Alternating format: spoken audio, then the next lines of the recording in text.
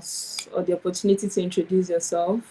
But before we do that, welcome to everyone on the call. We're expecting more people, so Warrens will let them in as we progress. Welcome to this week's Mhm. episode on Sustainability Matters, where we discuss all things sustainability, climate change, especially as it regards the African space, right? Last week we had Enoch Haruna come discuss how we can secure funding opportunities, and today we're having the great, the almighty Femi Royal of Thrive Uh, Agric God to is the come Almighty. teach us on climate smart agriculture. So yes, Femi, you have the floor. Please introduce yourself, what you do at Thrive Agric, and why we thought you are the best person to come discuss climate smart agriculture with us. Okay. Nice to be here. My name is Femi Royal, and I currently lead trade operations for Tribe Agric. And yeah, I mean, I've been in the sustainability space for quite some time, more tilted towards agriculture, with more specialization in the agri-tech space. And I think that this conversation is critical, considering that we're facing challenging times, and we need very compelling, innovative approaches to deal with the peculiar challenge of our time. For the sake of food security, for the sake of peace and prosperity, as we would have seen in the SDG mandate. So it's a pleasure to be here. And I look forward to the conversation that we're going to be having here today. Thank you. Awesome, awesome. Thank you, Femi.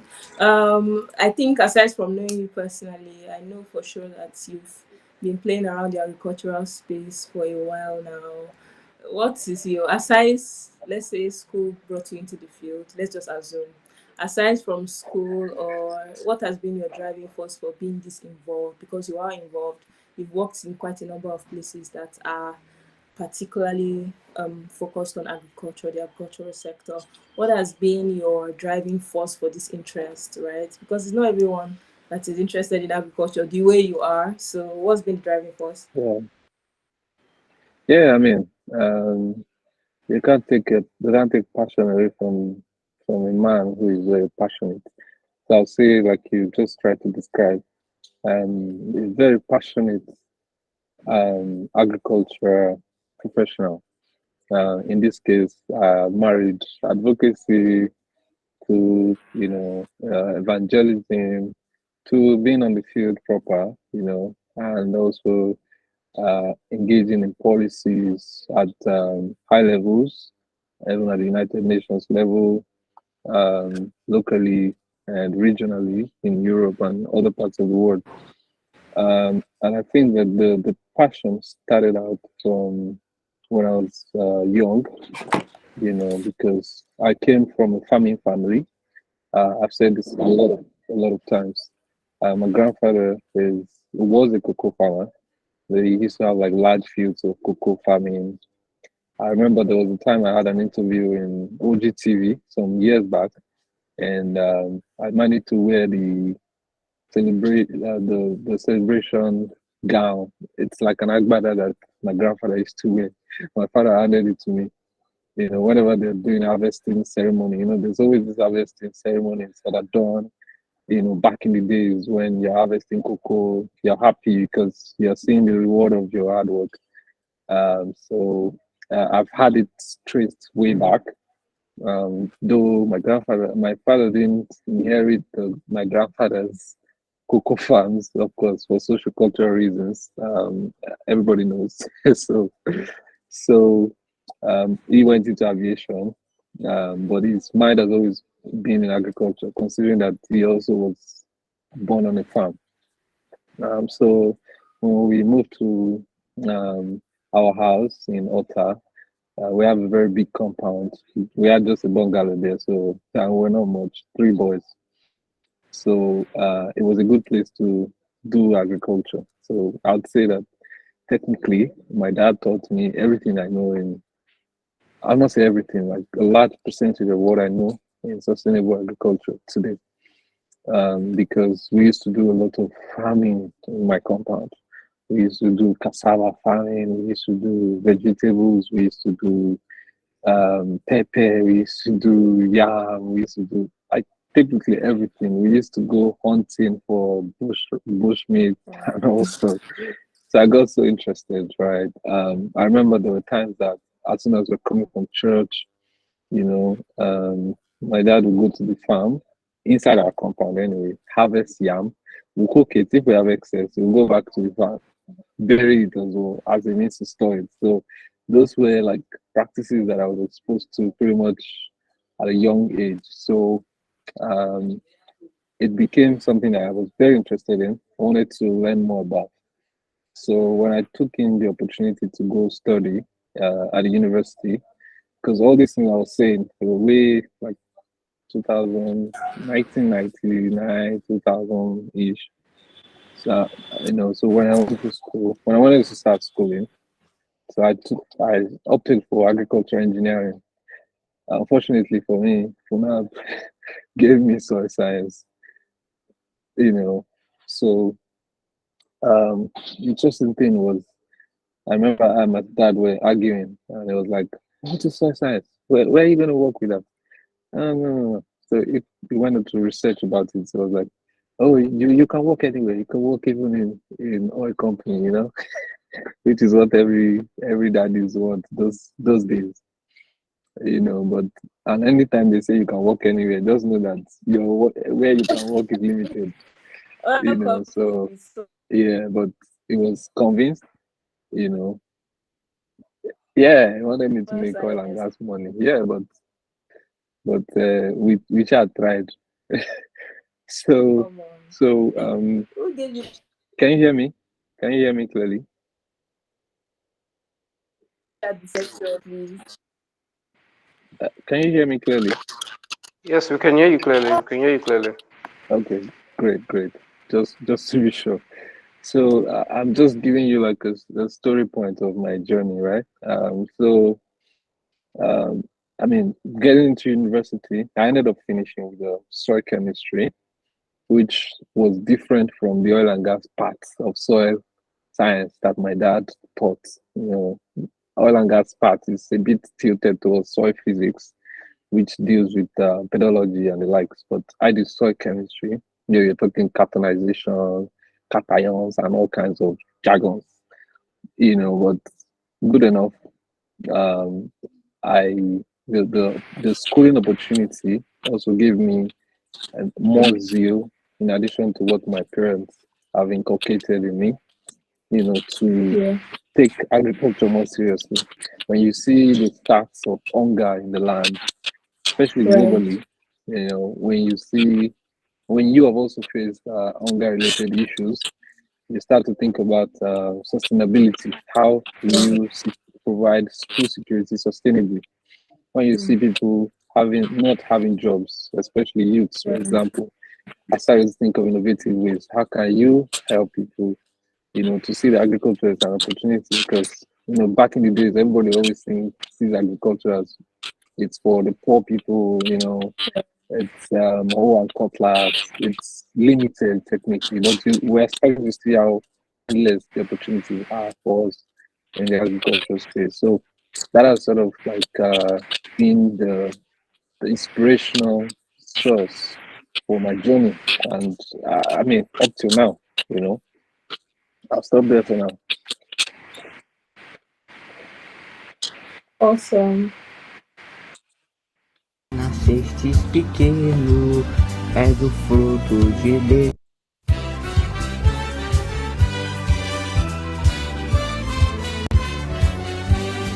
Um, Paraná. Warren, Sem please can you divisão, tá remove sem Lucas divisão. from Paraná, Santa Cruz sem Warren? divisão. Okay. Sorry about that, Femi. Did you just have a clue? I think so. I think. How do these things happen? For God's sake, Warren, please check the people you let into the call, just Yeah, a so lot this of doesn't people happen just again. spam particularly if they have a Mexican name. I beg you. I'm not being Okay, no racist, problem, no problem. but yes. Please carry on, Femi. Sorry about that. Yeah, no, I'd round it up. At least I was able to give you a bit of idea of the inspiration Yeah, behind my passion. Yeah. right. That is very interesting journey actually, and it shows that your passion is coming from a very deep place, and it has not Yeah, been oh, swayed deep, for this number very of deep. years, which is very Hmm. significant actually.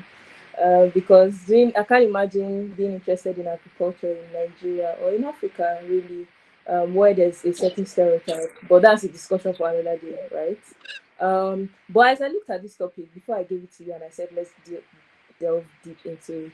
We're talking about agriculture and technology in the same breath, in the same sentence. And if you look at this topic, the separate topics, agriculture, technology, Nigeria, or let's say Africa. I can't make this conclusion for all of Africa, but for Nigeria, I can say categorically that when it comes to technology, we're still struggling with the least of it, right? We're almost like the nation that catches up with what the rest of the world is doing, especially with technology. Do you think Hmm. Nigeria or say Africa is ripe for this conversation we're about to have about climate smart agriculture? Even though there's the fact that we are the most vulnerable to climate change impacts, but is the atmosphere or is the community ready for this conversation, or do you think we should just let things be as they are? Um, so, I mean, that's a very fantastic question. We have to we have to look at things in a very balanced manner. Um, First off, we need to, if we must answer that question, we must look at it from the problem points, from the pain point. Now, Nigeria today actually imports a lot of its food, you know, even though we don't have enough FX for that, we still don't produce enough for our local consumption, so it's even difficult for us to export, right? And it is tough because we've been ranked the poverty capital of the world, and I think that number has not gone down anyway, and it is on that backdrop that we must understand that if Nigeria does not innovate technically, it will fall into the abyss in no time.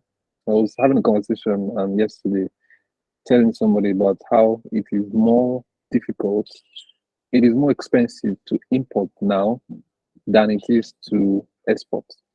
It was the flip side before now. Normally, now that we have like biting food inflation, you would have had a lot of call or advocacy for import import license to be released or import waivers to be released to certain companies so that they can bring in commodities to regularize the market.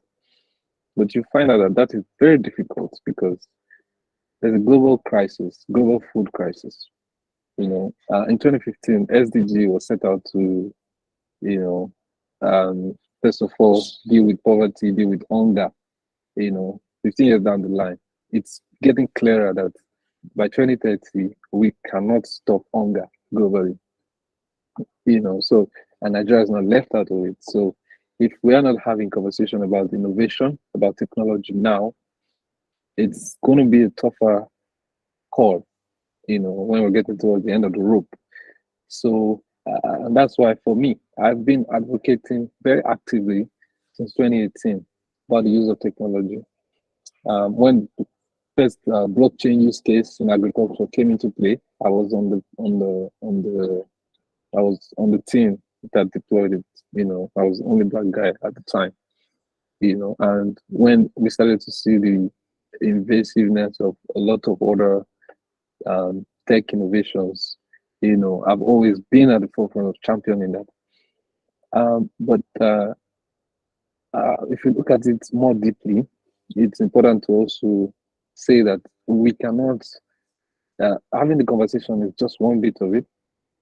The other bit of it is actually strengthening the foundation of deploying agri tech in the real sense. So today, you can't talk about the tech without talking about internet connectivity. You can't talk about that without talking about infrastructure, the telcos expansion in rural areas, providing network access, providing access to gadgets and stuff. So if if those things are not fundamentally uh, unlocked or provided, we will just be at the level of conversations, right, instead of implementation. Because, of course, this might not necessarily be in our hands as individuals, but there's also the role of government in making these things work. Because we must understand that tech, in a way, has very strong benefits. Has very strong benefits. You're talking about increasing yield. You're talking about money efficiency. So you know, if we look at what the current practice is, a traditional practice of broadcasting inputs, we're not very precise with it. So we get to lose a lot of our inputs, which is our own capital that is put into the business. Whereas tech helps us to sort of maximize it, helps us to tell what areas we should put more fertilizers, where we should put less. So we have like optimization of input, and then we have good output eventually, which is the end goal. But if we continue on this current practice, it will predispose us even further to hunger, to insecurity, to prevalence of violence, because food is the basic problem that is causing a lot of global crisis. Violence.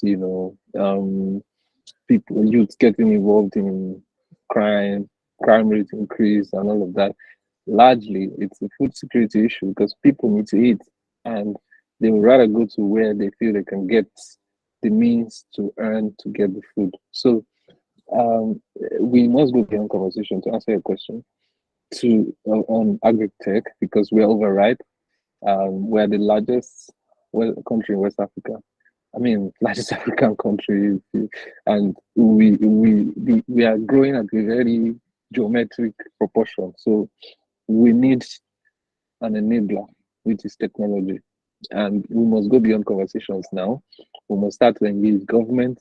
We must start to influence public-private partnership to implement, infrastructure development, and ensure that we really have that tech adoption, to enable us, bridge our food security challenges. Yeah, I hope that answers the question. Oh, it definitely does. Thank you, Femi. Thank you for that very elaborate answer. So I know people in small groups or clusters have conversations about how the weather has become very unpredictable. Do you believe this is as a result of climate change? If yes, what exactly, for the people that don't know to label these things as a climate change challenge, what exactly do you think farmers are facing? What challenges are they facing right now that you can categorically pin to a climate change factor, to climate change factors? Yeah, um, climate change is it's a big problem, right? And farmers have worse hit, to tell you the fact, right? I remember doing an article when I went for COP27 in Egypt some 2 years ago, and I was it was around that time that we had a crisis in Nigeria. So um, I think Cameroon opened up its dam as it used to do every year, and then there was crazy flooding in Nasarawa. So there were like about over a thousand, yeah, I think more than that, hectares of rice that was destroyed. And that's capital from strong businesses eroded. That's food for some people that has taken off completely. So if you want to measure the major impact of climate change, you have to look at it even more largely from the perspective of farmers. I mean, within context of farmers in Africa, especially. And when we look at it very critically, you realize that, you know, um, there's what you call desertification, where which is causing what we now have as farmers' elders crisis. So there's a lot of movement from the Sahel down to the savannah because there's a lot of drought. Temperature is changing. And that's a result of global warming. There's a stat that says that climate change has caused food production globally to reduce by 21%. So apart from that, there's also the flooding part that I mentioned. And then if you look at it, you start to think about it from an erosion perspective. Soil health becomes traumatized. Generally speaking, you now start seeing that, you know, farm outputs start to get very low. Pests and disease of different nature starts to come on to attack the farmer's fields. This is as a result of climate variability, and because farmers cannot access um, weather forecasts, they don't know to a large extent. I mean, most African farmers don't know when rain is coming, when they're going to have crazy sunshine, when, and some of these changes comes with its attendant pests, attendant diseases, and weed. So technically, you find people going into the field. I'll give you a typical example. A friend of mine invested on an 80 hectares farm. Big boy, he just had some money. He heard agriculture is good. He went to plant in Oyo State. After 4 months, went there to harvest, everything got burnt. There was nothing to even harvest from it. It was not burnt by fire. It was burnt by scorching sun. Right? That's a big issue. I remember one of my mentors, he called me one day. I was like, God, Femi, he's a very elderly person, well traveled. He was like, Femi, oh, I heard agriculture is great. You people always say agriculture is good. I want to invest. I want to get into it. I want to do yam farming and vegetables. I said, okay, let me know when you want to do it. I will guide you. I think we ended up getting a fellow elderly person to assist, and he told me, oh, they've started planting, they've started doing this and that. A couple of months after, he called me again, says he's no longer interested in farming again. Oh, so what happened? He says, oh, the fields got burnt, not by fire, but by sun as well. So that's to tell you that farmers are facing crazy problems. I've done snail farming before where I had like 3,000 snails in my pond and they all died in a week. Why? Because of weather variability. They were not adapted to that weather. Same thing has happened when I did my goat farming. So I've seen a lot of, I'll call it colossal losses from small and medium farmers as a result of climate variability, as a result of, unpredictable climates, and, just to answer Agatha, trust me, farmers are heavily affected. It's not just in Nigeria anyway, it's all over the world, but in Nigeria, we're worst hit. I mean, I traversed the different parts of the north. I was in Gombe sometimes in 2022. And trust me, an entire community was flooded. Not an entire, four communities. Like you cannot drive a car there. And these are fields where crops have been grown, maize has been grown. So you then definitely see the output as poor yield. So you don't get to harvest in those fields because they're all consumed by flooding. So you can imagine how that impacts on the generality of our food consumption. The fact that we don't have enough to meet our local consumption. It's all also thanks to climate change in some of these situations. The fact that we lose a lot of farmers in Ogun State and Ondo State, you see herders, you know, get into the farms kill the farmers because they want their cows to eat the crops that the farmers are planted. And the farmers are like, come on, I've toiled for many months. It's about time for me to harvest. And you're bringing your animals to come consume them. So you get the farmers' elders crisis as a result. And that's largely a climate change issue, right? Because they don't get enough. Their fields are already flooded and dried up in the north, and they're now in the south. They're competing with the farmer's field.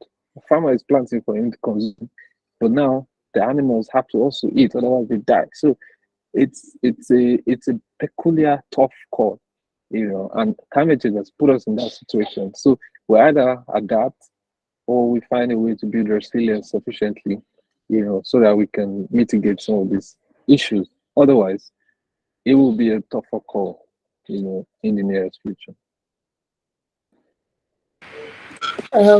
As we were speaking, it just occurred to me that, especially when you were giving stories about your friends or acquaintances that have gone into the farming business and got burnt, it just occurred to me that agriculture has somehow, over the years, become one of the riskiest investments to make.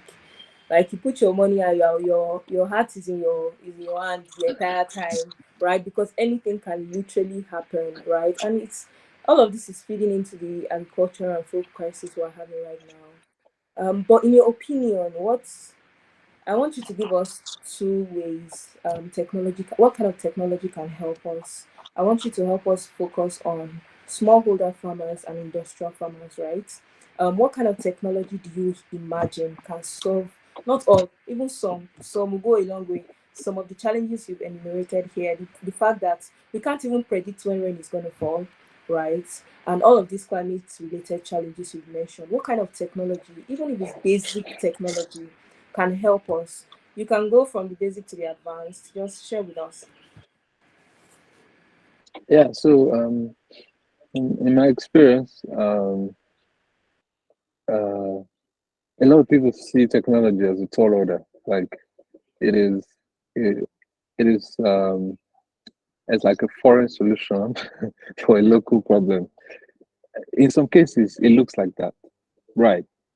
But in many cases, technology doesn't have to be sophisticated, to solve some of the peculiar problems that we currently have. You know, um, I'm going to go from practice to technology. So a lot of people have asked about practices. So when I was farming with my father, there were a lot of practices I was exposed to. I just told you about how we harvest yam, in the morning. I mean, the afternoon when we come up from church, and then we return the remnants of the yam back into the field. I mean, into the ground until the next time we want to consume it, and it will still be very okay. Those are traditional practices, like self-preservation practices. A lot of people don't know about it. So you go and be building heavy bands when you can use the ground, right? So there are a lot of traditional practices like shifting cultivation, agroforestry, intercropping, crop rotation, cover cropping, composting that are, they are very effective to, help us deal with some of these peculiar issues of climate change that we're currently experiencing. Uh, and trust me, they're not new. That's the interesting thing. So a lot of people talk about conservative agriculture. You talk about conservative agriculture, you're thinking about soil health, you're thinking about composting, you're thinking about cover cropping, you're thinking about mulching. I used to mulch when I plant for my dad. When we plant yam, we have to put some debris on top of it, and you find out that that helps to control weeding on the crop and it helps it to get good germination. So technically, we need to be able to help farmers acquire the right education, you know, that will help them mitigate climate change challenges. And, and this quickly takes me to the technological component. Um, I was part of the team that pioneered um, digital advisory, you know, digital extension services in Nigeria, you know. And for me, at the time, we worked with over 600,000 farmers in Nigeria because it was a CBN project. and that's the Central Bank of Nigeria's quasi-intervention project. And trust me, I saw the impact of that because now you have a digital application. Sorry, excuse me, my earpiece that's low. Sorry. Okay. So you know we have a digital application, right, where we are providing what they call package of practices to farmers. So I just told you about shifting cultivation, about different issues, that farmers can deploy. So when you have a package of practices, it's like a condiment. When your ingredients that you use to cook a good rice, you've packaged it, you put it together, package of practices. You upload it on the app.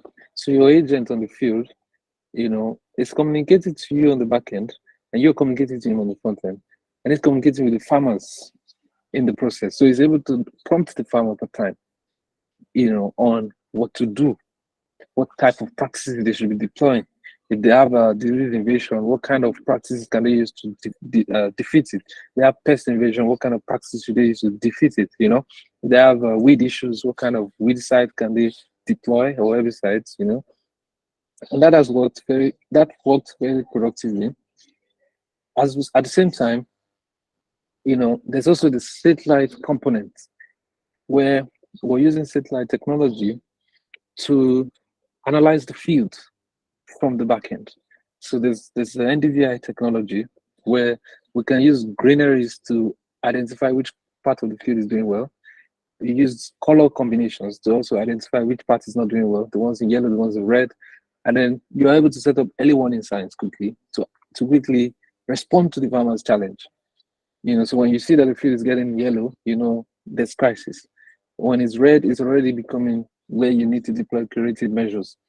So that sort of helps you at the back end to quickly deploy solutions, sort of like an early warning system where you're able to deploy solutions for the farmer, and as simple as SMS technology, USSD, we can notify farmers on when to plant, when to put their what's it called, when to put their fertilizers on the field, when to harvest as well, when rain is coming, and when they should not apply their fertilizer because of the rain, because once they apply the fertilizer and rain comes at the same time, it's counterproductive because it erodes completely the fertilizer component.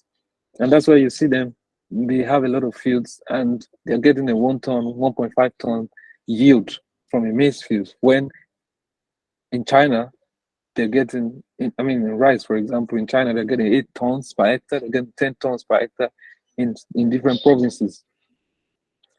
These are combination of practices that they're not aware of, which technology can help sort out, sort of. So that's one critic. Those are like two key parts that I've mentioned, that we can start to look at and scale them. Not like it's not already existing, but we need to scale it.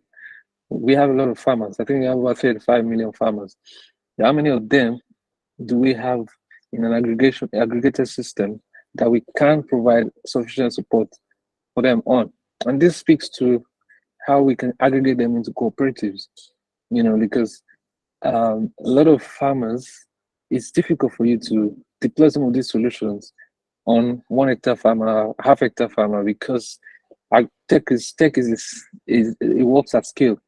So if I was using cutlass to cut one area, maybe half plot, if I'm putting in a tractor in there, it needs to be able to do 1 hectare or 2 hectares at the go. That's the beauty of tech. It's doing the same thing I was doing manually, but it's going to do it at scale, and it's going to do it faster for me. So that's another one. There's a system that the university I attended in the UK, University of Reading. There's a system they deployed for farmers, which is called Pixar. So what Pixar does is it understands that weather is a critical component of farming. So it uses digital extension services, and then it uses weather stations as well to provide support to farmers accurately. Because if you look at PIXA, it's called Participatory Integrated Climate Services for Agriculture. So that system sort of looks for a village-based weather stations, gets the historical data, use that to provide weather forecasts as well. So the farmers are very much aware of whether they should plant in this area at this time because there's flooding at this particular time of the year in this particular area. That already has shielded them from whatever crop failure they may have as a result of weather. So it now starts to look at climate practices that the farmers context currently deploys and starts to see how to merge that with improved practices, and all of that. So that is another strategic technology use case that I found very fascinating. The other part of agricultural tech side of things that I think that farmers can also adopt is with respect to robotics and AI. I find that more interesting in the European context than it is in the African context, right? But even at that, I've said it before, and I'll say it again that Nigeria needs to move beyond the smallholder farming system, where 80% of our food is produced by farmers, by smallholder farmers. It doesn't necessarily help us to deploy technology effectively. So farmers technically should have large farms, even if they're going to be smallholder farmers. They should have it in a contiguous location so that a system like the Elo tractor model, where they use platform-based aggregation of tractors to deploy tractor solutions to farmers, because tractor is very important if you want to do plowing, you want to do harrowing, you want to do ridging, you want to do all activities in the field. But you can't use tractor to plow one plot. It just doesn't make economic sense. You're going to be spending more than you're actually deploying on the farm. So you want to look at it from a cost-benefit analysis as well, and that's where the scalability comes into play. So platform-based tractor services like Elo Tractor can come in when the fields are much, and they're readily providing tractors to farmers. We have, I think, from my last data in Nigeria, we barely have about 200,000 tractors. I mean, considering that we have over 35 million arable farms, trust me, arable land for farming, that is like nothing technically. So we must start to think about, technologies like the USSD for SMS services for prompt alerting farmers, digital advisory services using software technologies, satellite-based software-led technologies to get farmers to understand packaging practices and helping them to align that with their current practices to shield them against climate issues. And then the likes of Pixar technology, where weather stations are merged into current climate practices, and then looking at it from a robotics AI perspective as well. I think that's the more advanced part of um, of agriculture, but I think it's applicable in the Nigerian context. If we look at farm from a scalable point of view, I've gone to a couple of drones factories in drone agricultural use case in England and even in other parts of Europe, and I can tell you for a fact that it is very useful, extremely useful for productivity. What are we looking for? We want scale. We want to get food sufficiency. We want to reduce our input consumption. We want to increase our output in terms of optimization. So all of these things they're very helpful in that regard, because a drone is taught to go to the field, for example, and it's telling you this particular area doesn't need much fertilizer. This particular area needs much fertilizer. So you have input optimization in that process. So instead of going to apply same quantity of fertilizer across all the fields, you are doing selective application as a result of intelligence you have gathered on the field. So those things rely on the data on your field, analyzes the data, and gives you actionable decisions that helps you to get maximum output, which is what every farmer wants to do. Because from a cost benefit perspective, you have extra sufficient benefits in the process. You see what I'm saying? So you get good yield, you reduce the cost in the process, and that's a good one. When you look at it carefully, and AI robotics sort of also helps you to practice circular farming. Circular farming is also a good mitigant for climate change challenges. A situation where farmers or farms now, instead of throwing away, so you're planting maybe 100 hectares, for example, you're planting maize.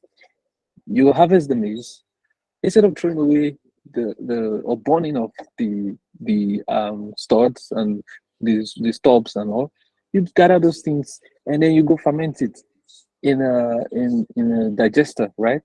In an anaerobic digester. And that digester is giving you gas. And that gas, you can use it to power your factory, and maybe use the dried studs or stubs to, burn, to power some plants that you're using burning for. And then the liquid ones, you use that fertilizer. So I have a good use case of that. There's one of my senior friend, one of my guys, who has a dairy factory, and the cassava peels on his farms are used as biogas to power the factory. So we need to start thinking of these things from an economic point of view, from more income, because Nigeria needs to go from agricultural led growth to a growth led agriculture. Agricultural led growth is largely what we are doing, retail agriculture, because everybody needs to go to farm and all of that. We don't all need to go to farm. I have colleagues who are doing drones, for example. Drones is also a very fantastic high-tech technology that is deployable, useful in agriculture. So if I want to spray fertilizer, for example, on 1 hectare of land, I probably need to get like 20 people, and that will probably take them 6 man days. But do you know that the drone will do it in barely in barely 5 minutes? It will spray the entire field appropriately using the data it was gathered and programmed. It's to give the right place the right quantity and do it effectively. And people are earning from that. Those people are not farmers directly, but they're solving farmers' key pain points, getting a lot of people labor issues, right? So technology for me, it's an enabler. It's a core component of growth for agriculture. And that is part of us looking at it from a growth-led agriculture. Because we now need to start looking at it from industrializing agriculture. So I've always been an advocate of industrializing agriculture, because with that we can increase the income or improve the income of farmers. You will not just plant and wait for 9 months before you earn. And when you earn, you now have to wait again for, you're going to be cyclical. But if we sort of piece out the component of agriculture and we look at all the value chain and help people to play in those places, and using technology as an enabler, we will see better output. We will see good economic development for us. It will contribute. We will have good GDP growth because welfare of people are getting better as a result. And then we'll definitely see food security, because that is the most important part for stability for a nation. Otherwise, we'll continue to see the unrest that we currently have in Nigeria today. So I'll stop there for now. Thank you so much, Femi. I know if we leave you, you can go on and on because this is something you're very passionate about, right? So I really appreciate you pouring your heart into this. As you were speaking, I was getting bothered. Do you know? I don't know. What do you think is stopping us from scaling up these ideas or even buying into them? Because um, I'm not a farmer, right? And all of these solutions you've mentioned, it should be a given that I should look for a way to Mhm. improve or scale up on what I'm doing. What do you think, in your opinion, is stopping us from scaling up like this? Because everything you've mentioned have been driven to data driven improvements, data informed farming, right? So, what's stopping us, in your opinion? Because when you were speaking, I was like, How do small scale farmers access all of these technologies you're suggesting to us, right? So bring it home. Yeah. So I mean, good question. So uh, I mean, if you follow my train of thoughts, you see that my advocacy is strengthening more growth led agriculture, emphasis on industrializing agriculture, emphasis on strong adoption of ag tech. Globally, smallholder farmers currently about 13% of smallholder farmers are the ones that adopt technology today globally. Very small number. And don't forget the agri-tech industry is valued at about $25 billion, you know. And this will tell you that it has the capability to grow at a very geometric proportion. But the reality is that in Nigeria, we have peculiar challenges. Peculiar challenges. And when I say peculiar challenges, if you go to if you go to if you look at the literacy rates in different countries, go to China, for example. I think China has just achieved about 99% literacy rates in its country. So that's the day that the literacy has reduced very maximally. And that's why you see their application of technology is beyond the world. Like they have the fastest train in the world. They have moving houses in the world. They have like they are crazily thinkers. They're crazy thinkers. One of the things that we're lacking in Nigeria, we have rent seekers more than thinkers in Nigeria. And that's a big turn off when you look at growth from the perspective of the people. Now, that's particular one issue. Nigeria has high literacy rate. When I went to Kenya some years ago, there's something that caught my attention. From the airport, I was introduced into um, there's this Momo portal. I've forgotten the name. How did I forget this? you um, so they have very strong um, use case of technology when you look at it from the perspective of the Momo services and all of that. But you find out that it's very difficult in Nigeria. M-Pesa, thank you, Femi. Thank you so much. Yes, so M-Pesa. So M-Pesa becomes readily accessible to everybody. Now, if you look at it from the perspective of Nigeria, what is that one app that even illiterates can use? It's very difficult for you to have that, and that's why a lot of people, when they're thinking about ag-tech SaaS products in Nigeria, you always very keenly think about TAM, total addressable markets versus serviceable markets. You barely have that serviceable market in Nigeria, which is a tough call for every agri-tech player. So the first solution you want to adopt in that regard is looking at it from the perspective of training, you know, helping the farmers to really understand the use cases. Now, the easiest way to bridge that gap is what Tractor has deployed. You know, what the chat recently, and when we're discussing about how their solution is solving problems, realize that it's not exactly the farmers that are using the Tractor app to book the tractor services. So they have youth around them. So the youth are the platform users. So they work with the farmers and help them to use the app to book their tractors for them for their use.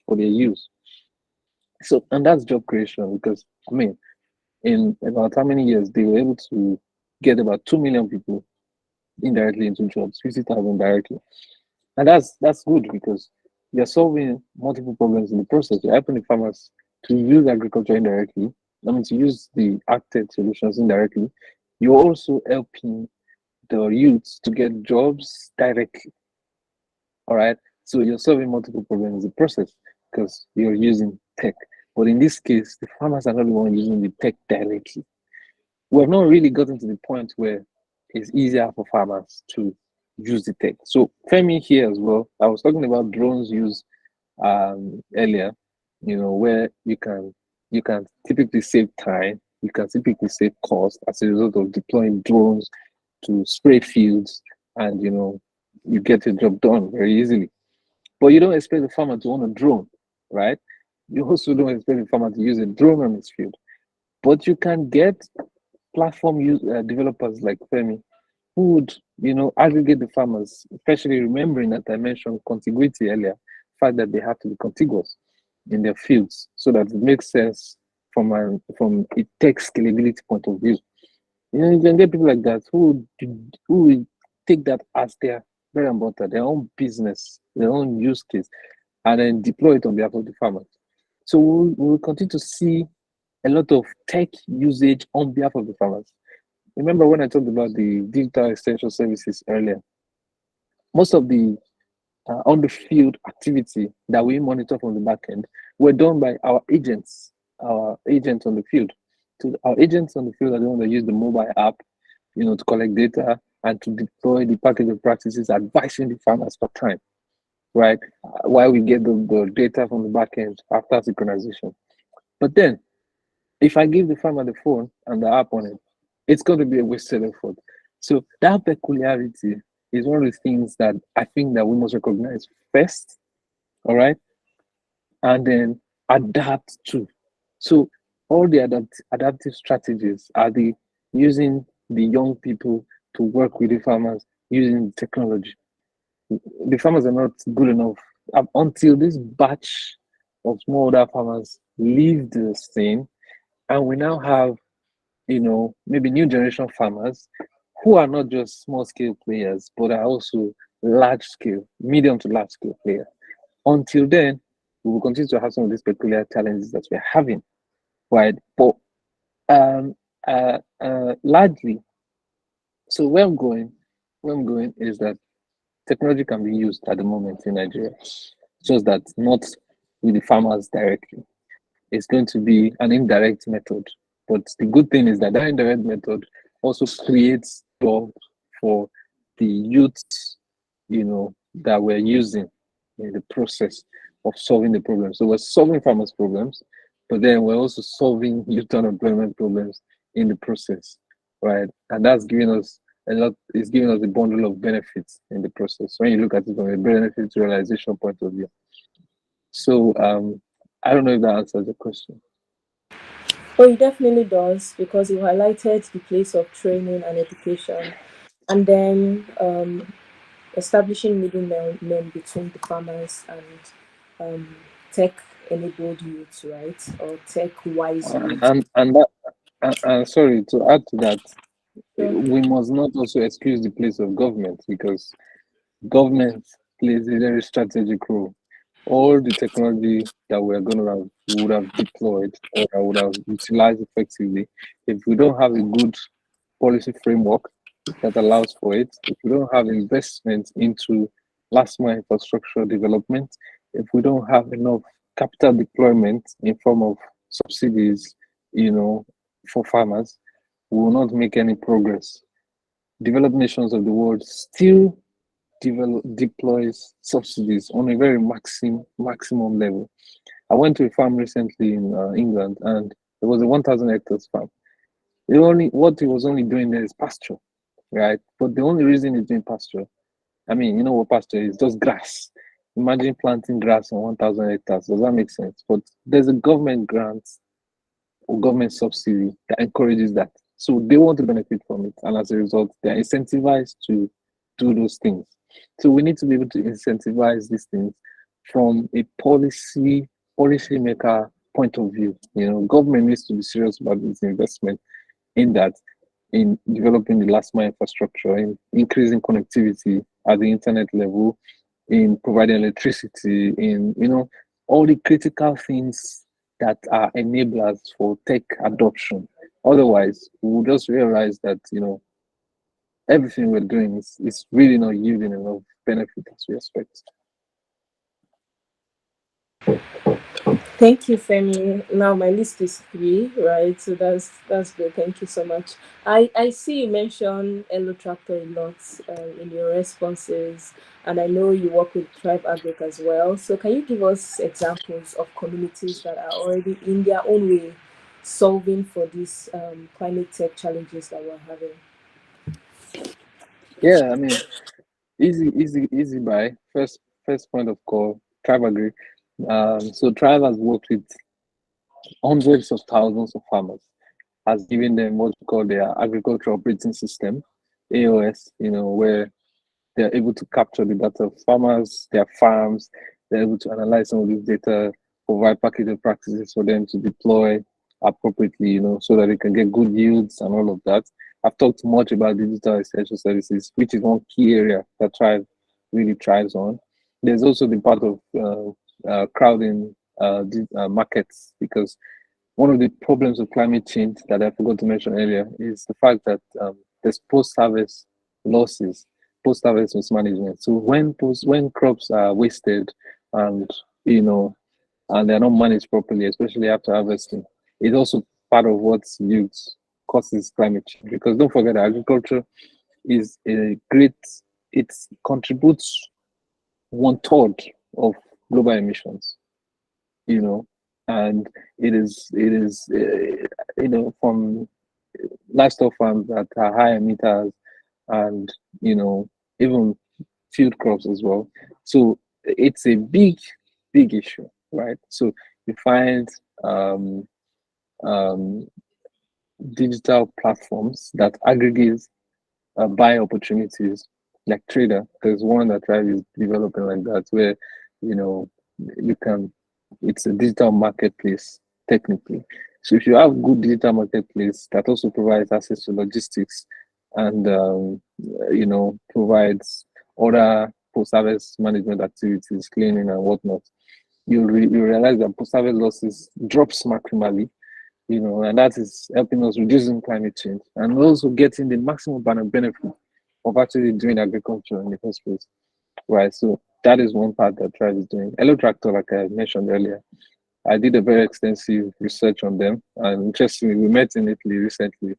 And I was even showing him my research because my dissertation at my master's degree was pretty much, there was a lot of mention of what they were doing, and I pretty much like it because I'm interested in youth empowerment, you know, especially from an agricultural perspective. So if you can run a platform-based uh, service delivery tech where youths can be the ones using the platform to help farmers get access to tractor.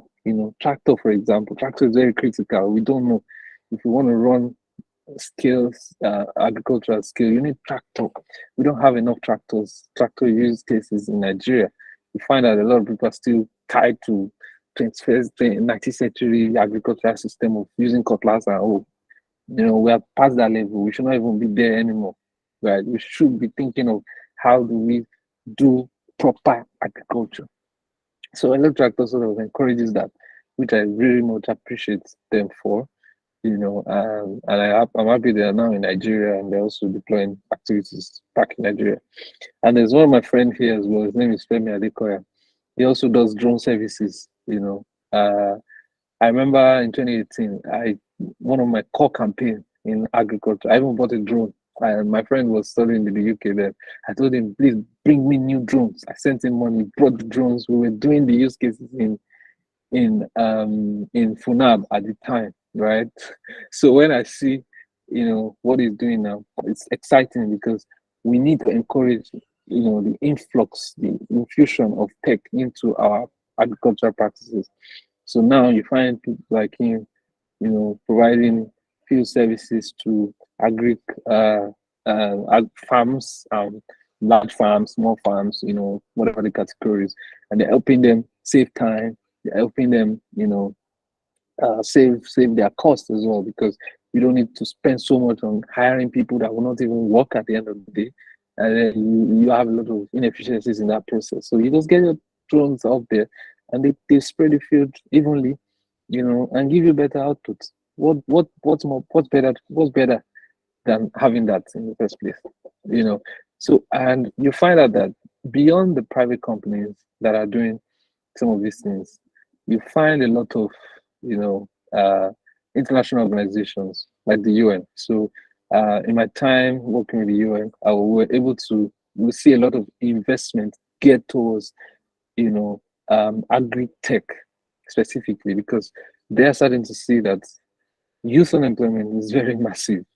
In 2050, there's going to be like 9.8 billion people in the world, right? So it means that if we don't do something now, especially knowing that in 21st century is about uh, digitization, it's technically about, the fourth industrial revolution, which is technically digitization, use of AI, you see ChatGPT, what it's doing, those are the things we need to be thinking of in agriculture, right? But we're not there yet. So you find organizations like them providing the needed investments, the needed training, the needed capacity building, the needed G2G support, for countries to enable them as well to grow their agricultural base. And then you now find government itself also doing its bit, which is very critical. Like, I can't say that enough, because sometimes in some years back there was a Malabo declaration and that says 10% of your budget should be adopted to agriculture. But what do we see now? We see like 4%, sometimes 3%, So we have this misplaced priority. And then you see the hunger in the land. Today, it's so painful because I play very actively in the agric space, and it's worrisome. Maize today is about 600,000 naira per ton.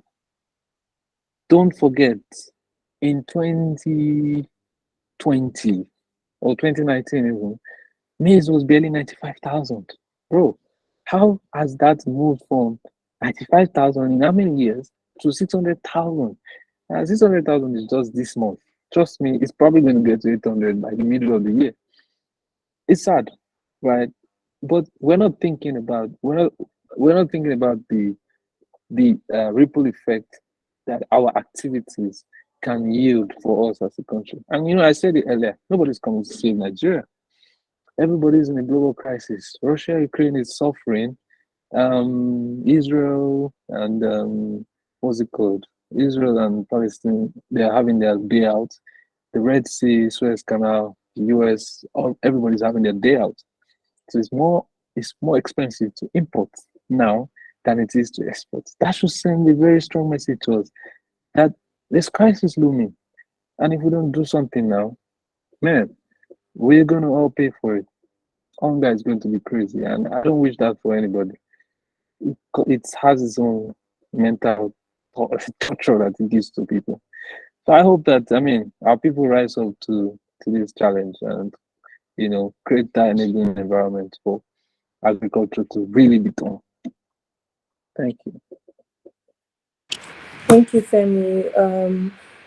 Recently on this program, I've had, I think you're the second person coming to speak to us around the agricultural sector, because it's very intentional, because I feel the work that needs to happen in that sector needs to happen fast, right? Because a lot of farmers are complaining, and the prices of foods is not funny. If people can't feed, you're literally opening the window for all kinds of things to happen, because they will literally do anything to feed, right? So it's ridiculous. It must be addressed fast, right? And we keep having these conversations until I feel personally that people are empowered enough to actually do the work, right? But this is a good place to ask. In the next 5 years, I know people say the Nigerian market is very tough and unpredictable, right? Because of our many unique challenges. But in the next 5 years, do you imagine that? Where do you imagine this conversation around agriculture would be? Let's say in 2030, I want to bring Femi back on to have a conversation on our journey so far in the agricultural space. What do you think would be the conversation then? Considering where we're at now, the kind of development and the pace at which development is happening in this space, what do you think the conversation will look like in another 5 years? Hmm. So it's difficult to say, oh, this is what the conversation will look like. But I think if I want to steer the conversation in my own direction of what I want it to look like, I would say, the conversation should be about how we're using data, at the time. Because now we don't even have the data aggregated. So you can't be talking about how you're using data, right? Data, they say when you torture data, it will confess to you. But today, as Nigeria, as Africans, do we really have strong data repositories sufficient enough to, that we can really touch on and say, okay, tell me what should I be planting in this particular location? And that's what satellite-based technology speaks to recently. Satellite-based technologies will do some abracadabra and tell you you can find sorghum in so places at this volume in this proportion in so area. You can't do that in Nigeria today. You just waste your time because we don't have enough data collected that we can torture and get some dashboards and be able to tell ourselves that okay, if I invest so in social location, I will get social benefit. These are the type of crops I should be planting in this particular area. These are the type of fertilizers that were deployed here. We've tried this. It hasn't worked, but this one has given us better yield. So it guides effective investment. Agriculture should have gotten there, but I believe that maybe by 2050, we would have made enough progress. And it's intentional and incremental. We cannot get to that point without first alerting, aligning appropriately with the necessary infrastructure.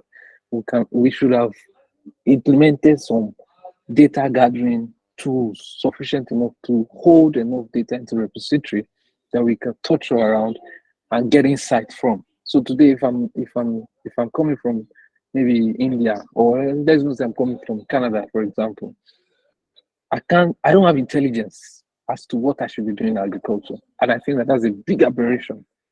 That's an extremely big aberration.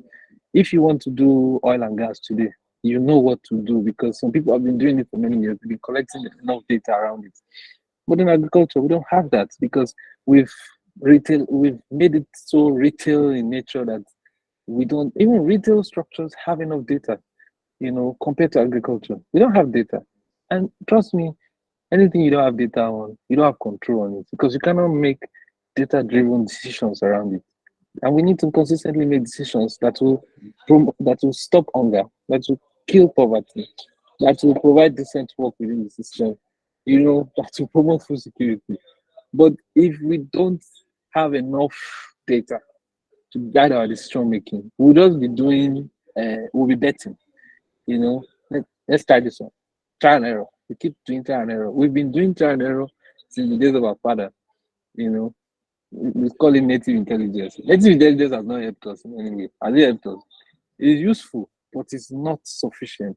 And that's why we're calling for, structured data collection, like very structured data collection, in such a way that we will be able to play around those data and we'll be able to make informed decisions about our investment, about the kind of crops we should be strengthening our efforts on, about the type of inputs that we should be deploying, about the type of markets that we should be creating. There's so many decisions that we can make across the value chain. But if you don't have data, you can't do nothing, right? We are in business meetings several times, and my MD will be like, Femi, give me something to hold on to. And I'm like, bro, boss, I don't have. I need to look at this and this and these indicators and then try to collect some data that is enough to make me tell you so and so. But if you go to some countries, you just need to go and meet the data repository guys, get access to the data. When I wanted to do SRI, Sustainable Rice Intensification, what have you here, there are satellite-based data sources in England where you can pay certain amount, subscribe to the portal, and they give you the data. You go and you use your data tools to plot ANOVA and what have you around it, and you get your insights. Like it's that easy. But we can't do that in Nigeria today. So I think that the conversation should be about how much data we've gathered, how we can use the data to better the sector. Basically. Thank you so much, Femi. Although we're going to get to the portion before I open the floor for questions, we're going to get to the portion where I would ask you about what agribusiness opportunities you think people on this call or people that are going to be listening to this recording later should start to explore to get to that future that you imagine, right? But for now, what kind of collaborations do you think need to happen now and as soon as possible for us to make any form of progress concerning climate tech that we've spoken about, agri-tech or Yeah, otherwise. so when you talk about collaborations, we need public-private partnerships. That is primary, right? Because I was talking about last mile infrastructure development earlier, electricity development, especially in rural areas, internet connectivities, education, hospital, all of those things, they're very critical. But of course, the government needs to play its role in those places, but then there has to be the private-public partnership to scale those things very quickly so that we can have the enabling environment to bring in technology. You understand? That is one collaboration that needs to happen. The other collaboration that needs to happen is also at the level of international organizations. There are a lot of G2G organizations like the UN. There are, other NGOs like Agra and the likes, who they spend a lot of time researching about Africa's agriculture. You'll be surprised. There's a lot of data they've gathered. Sadly, it's painful, right? Because when I was doing my research, my use case, my data, and my case studies were from IFAD. IFAD holds so much data about Nigeria than Nigeria even has. How funny that can be, So there has to be that integration between those organizations, especially in the case of funding researchers, right? Because I think that one of the things we lack as a country is we don't have strong research base and we don't value research. We think that, we can just be reading what other people put online. Like they invested to get, they gather the data that is useful to them. Are those data useful to us? Maybe not.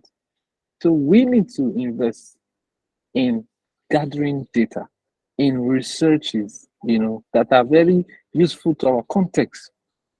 And that will require some level of partnership with some of these development organizations, the likes of IFA, FAO, and the likes, right? While they're doing their own research, they can also co-fund some of our own research. So we can ask the questions that are relevant to our context. They ask questions that are relevant to their own development context. But we need to also ask our own questions. And that's what research does. You ask questions, right? And you get answers by investigating, So that has to happen in form of collaboration. And internally, we also need a lot of, collaboration within the players, the key players. The key players need to strengthen the collaboration network, because a lot of people don't understand that as a single player, you don't stand a chance to survive. But if you sort of put together your resources, combine those resources together, you can advocate for strong policies that are used that support the growth of the sector. So, enough of hiding under the political backup that some people have. I mean, we do that a lot in Nigeria. So, I know these people. You just realize that it causes a lot of problems. If you look at the agri tech, what's it called? All this MMM system that were running at some point where they would give you 40%, 50%. They all died out at some point, right? But you realize that some people tilted more to, I know government. Those are the first level players, right? But you realize that if we had collaborated at that point, we have identified the issues that we may have. We've done our risk analysis, right? We've created a de-risking mechanism that is helpful. We can suggest that in form of advocacy into policy, development that will strengthen the sector. Because a lot of people don't understand that policy is also very critical to sectoral development. So if government, without enough information, develops a policy that is not favorable to us, we are going to have to implement those policies, but it's going to choke us out of business. But when we are collective, it makes it easier for us to influence policies. If we want to learn as far back as, the early developers of America, the likes of, what's the name of this guy? The guys that built the rail, Vanderbilt and the likes, realize that these people had that strong connectivity within themselves and they were influencing policies at the government level because they know that that's very critical for the sustainability of their business. So we need all those levels of collaboration, right? And I think that if we do it, it's going to be robust enough to help us have a sustainable sector.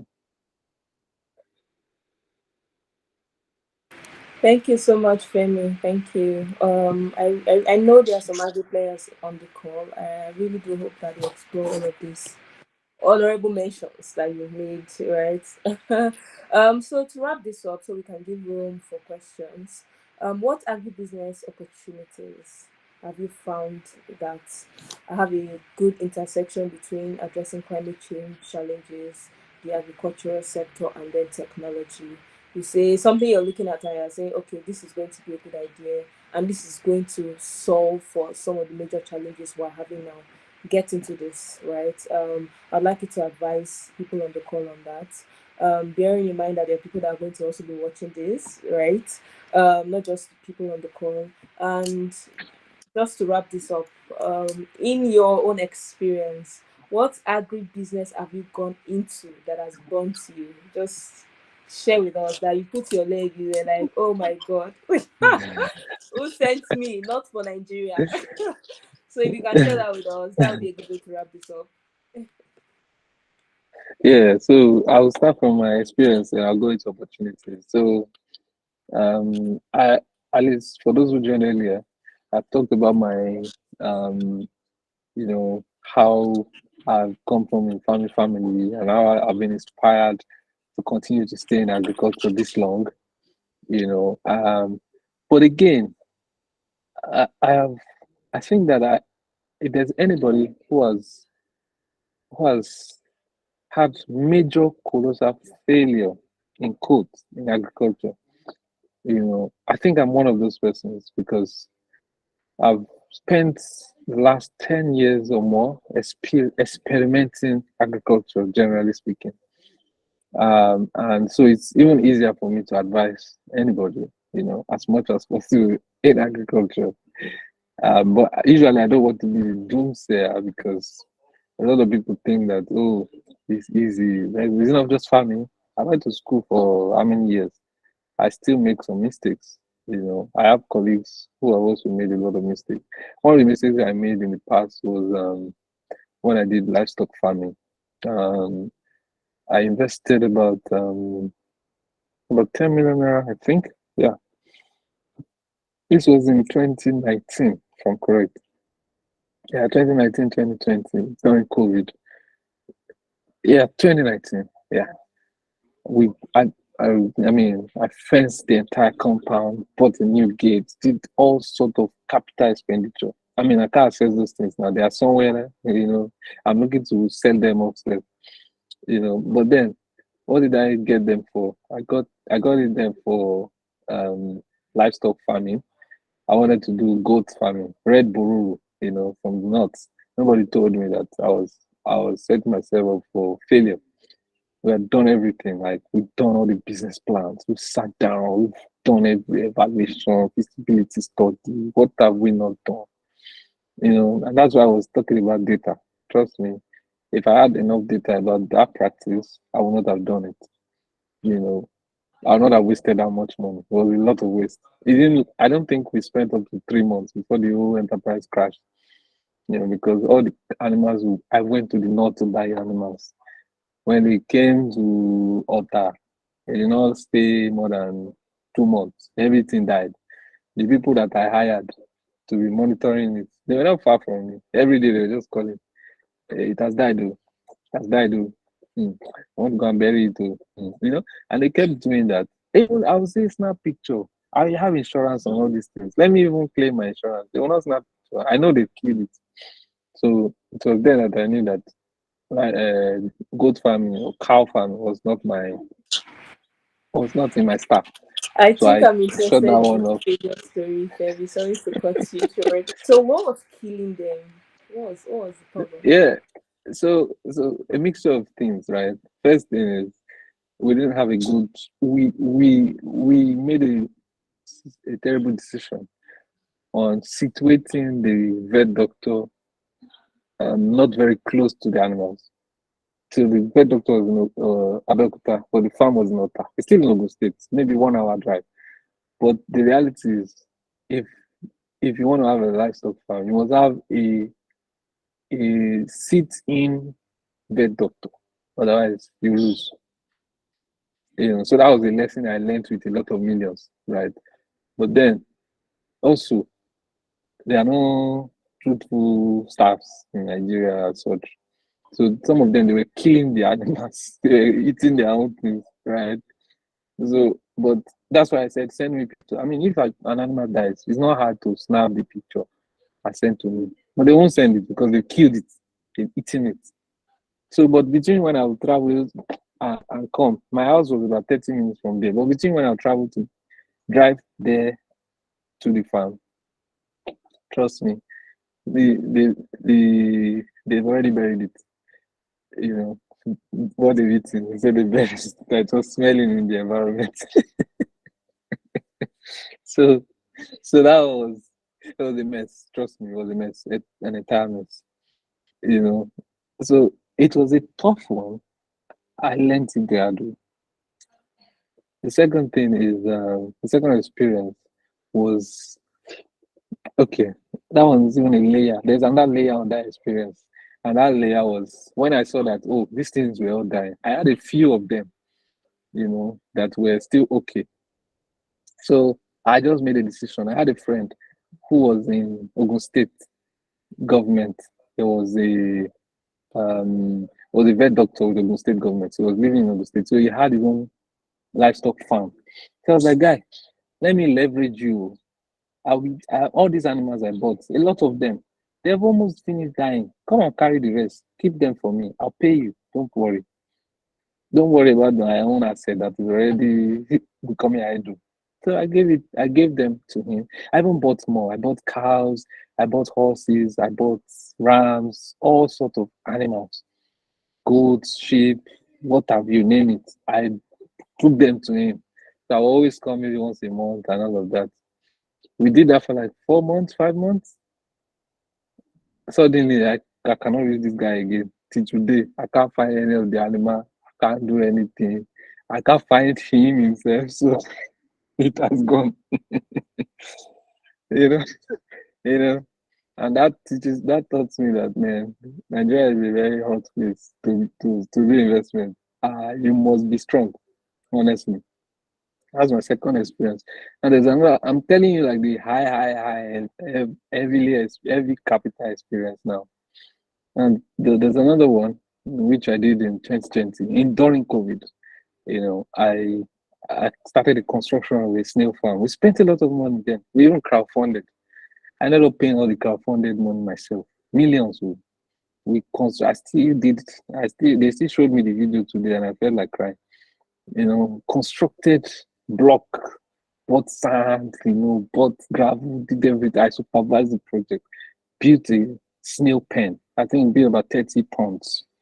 If you know what 30 pounds means, that's a lot. Trust me, with all the construction that comes with it. So it was time to buy the snails. Bought the snails. When I bought the snails, brought them to brought them to the house, put them in their right proportion. My friend then, Adura, is a strong snail farmer, Agric farms. There was one that was guiding me and all of that. He was like, "Oh, you're on cows, you're on cows." Unfortunately, his farm was in Ekiti, so he couldn't send me the stock of snails that I needed. So I had to buy from nearby. So interestingly, the person that sold to us, we didn't know that he sold. There's not like fake snails, but they were almost living. They were almost finishing their life, before he gave us the snail. So we bought about 3,000 snails. 3,000. We brought them. We were happy. We did not sleep. Myself, my siblings, everybody were working hard. We were putting them in place. But unfortunately, in 1 week, we lost 70% of it. In 1 week, they were just dying. Fia, fia, fia, fia, fia, fia, fia. Ha! I said, God, this kind of wild this. So they all died technically. I think there were just 100 left. I had to, one night, I killed everything by myself. We killed everything. We just packed it. We started distributing it to people during COVID. We started eating. That's why I love snails today. So I love eating snails a lot because that time I had no choice. I was just eating snail anyhow. So imagine that you put a lot of millions into that and it went down the drain. Anyway, I was able to at least get maybe 50% compensation from the guy because I had to involve my colleagues who are soldiers. We arranged for the guy who got him. So we was able to compensate a bit. But I mean, that was not enough. All the zest and the energy, it went off. I did poultry too. I mean, I bought brand new cage, heavy capital, brought them in the sun. I've done Agric. No that I've done Agric. I can't talk about my cassava experience. I can't talk. There's a lot. Money down the drain. I don't used to say this story a lot, just not so that I don't discourage people. That want to try themselves out. But I used to say that, I mean, it's also good if you hear my experience so that you can learn what I spent so much money learning. So today I can tell you what you do in a poultry farm that you will not lose. I can tell you what you do in a livestock farm that you will not lose. I can tell you what you do even in a snail farm that you will not lose. Those are hard lessons, expensive lessons. And I see a lot of my friends, they just go, oh, we now have 100 cows. Oh, God, you don't know what you're doing. Because in no time, you can lose every damn thing. That's agriculture for you. So, but the good thing is the opportunities, right? If you do it right, if you, every part of the value chain is money spinning. I still didn't tell you about my vegetable experience. I mean, told me, oh, do go, blah, blah, blah, blah, blah. I did that one too. I failed woefully. But trust me, there are those things have its opportunities. They have their markets, they have their capacities. You can earn a lot from it. But if you do it because they told you, hey, there's money there, oh boy, you will lose. That's your first recipe of losing, right? But then if you do it the way, systematically, there's a lot of systematic protocol to doing agriculture. Otherwise, you fail. If you don't learn those things, don't even venture into it because you are ready to lose. So I always tell people, I mean, these are not things you learn on a seminar. They are native knowledge, like they are industry secrets. You have to know somebody that is good at it and is helping you every step down the way. Otherwise, if you are a newbie and you're going to invest so much capital like me at the time, you lose. So, but there's no opportunity that is the main opportunity in agric. Trust me, if you do rabbit farming, you make it. If you do rabbit farming, you can fail. I've done rabbit farming and I failed too. But I've seen people that have done rabbit farming and they've succeeded. They've expanded at a massive level. So my story is it's not peculiar, but it's just a testament to the fact that if you get into agriculture without the OT in capital letter, you are set for losing. You are on the way to losing and losing like Humpty Dumpty. It is going to be a scatter song. Thank you. Thank you so much, Femi. Like I'm literally in stitches because the people that make losses from agriculture, the losses are usually huge. And your story is one of Ah, too many people that have been beaten by trying to venture into the agricultural space. That's why we need consultants like you for people like us that may want to be interested to guide us through. At least you can tell us what works and what doesn't, right? It's not something you just put your leg because it's happening there. Thank you so much, Femi. Like you've shared a lot. A lot has been said today. I think it's a good place to give the floor to anyone that wants to ask a question. I think we take two questions so that we can wrap this up. So if you have a question that you want to ask Mr. Femi, please don't ask me later because I don't know anything about agriculture. You may want to ask your question now. All right, Sarumi, you have the floor, Lilian.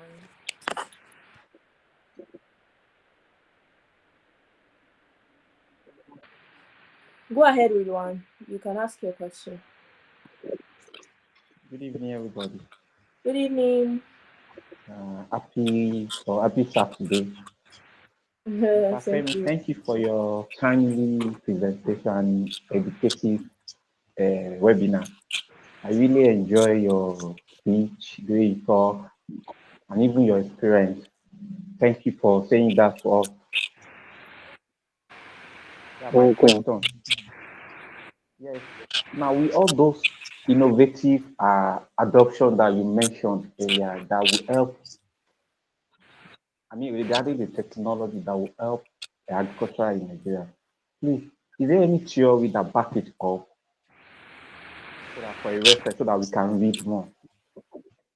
No, say that again. Thank you. Is there any theory? Um, Everyone, let me repeat your question so that you can tell me if that's what you mean to ask. Are you saying are there any resources Femi can direct us to read Yes, about all but of this? yes, Right? why I asked that question was like, all those things that you mentioned, innovative things that you mentioned, it would come as a theory. That was why I asking if there's a theory that we can, for further learning. Right. Okay. Okay, so if I get you correctly, if you're talking about theory, so for some of my researches, I used technology adoption model as the theoretical framework for tech adoption, generally speaking. But that's at the research level, So it's usually not relevant to everybody. I mean, when you start to think about frameworks and whatnot, if you are maybe going on a PhD or MSc research and stuff, those are relevant. But for the purpose of your question, technology adoption model, yeah. Thank you. So I'm kind of into research. That was why I asked. Thank you. Okay, so I hope that answers your question, everyone. Yes, yes. Thank you. Awesome. Thank you. Thank you so much. Adams, I think you have the floor now. Hello, can you hear me? Yeah, we can okay, hear yeah, you, you. sir. Yeah. Thank you for the opportunity, and thank you, Mr. Femi. It's a privilege to be finally meeting you. I read a lot about you on LinkedIn, and it's a privilege to even be meeting you on this platform. And also, thank you for the experiences you shared, because it makes us see the reality in agriculture. For some of us that have the incurable optimism that agriculture is just the way, either agriculture or nothing else. There are some of us that we have COVID-19 of agriculture.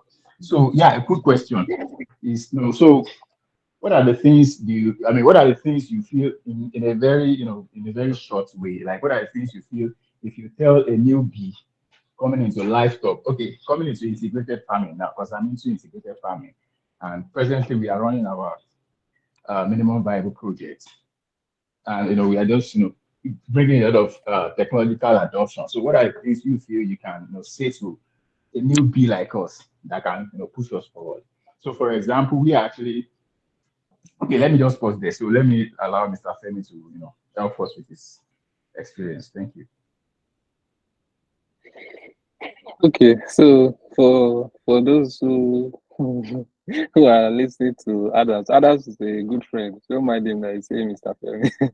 We went to school together, and he's a senior man. But I know he's asking the question for the purpose of others who might also be on the meeting who will be interested in learning, right? And to I would also like if he also shares a bit of idea on what they're doing. Um, regardless of the challenges that we're experiencing as agricultural sector, I've chronicled a lot of those challenges. I've been gracious enough to also share a couple of solutions that I think that can also help us achieve some form of balance. But at the same time, it's for us to also continue to strengthen our optimism, and that's why I said earlier that I don't want to be sharing a lot of my challenges, in agri sector because a lot of people don't know that I've been battered, right? But I remain, I remain committed to the noble cause, right? Because I believe that for developing countries, agriculture is always the backbone of the economic growth, and we must find a way to decentralize education in a way that is accessible to all and sundry, especially those who have fascinating interest in agriculture. So don't be discouraged if you have interest, but understand the basics. Agriculture is a knowledge-based business. Like it is a knowledge-based business. Like if you have to write that down, you have to keep that in your left hand, whatever it is. Understand that agriculture is a knowledge-based business. And when you're running a knowledge-based business, it means that you must know. You must know.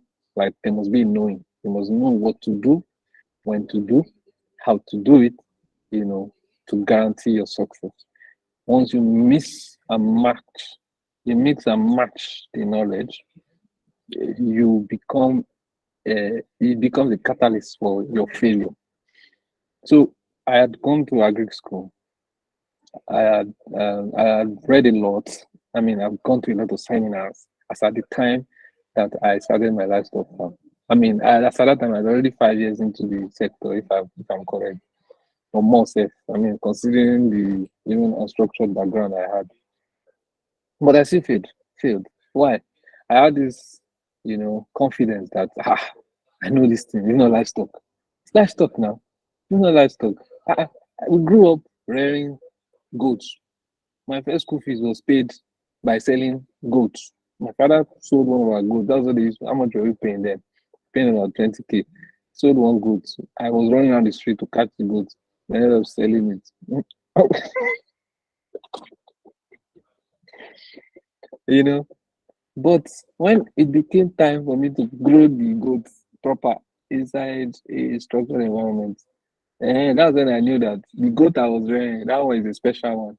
The real goat that I want to rear, it needs specialized knowledge. You understand?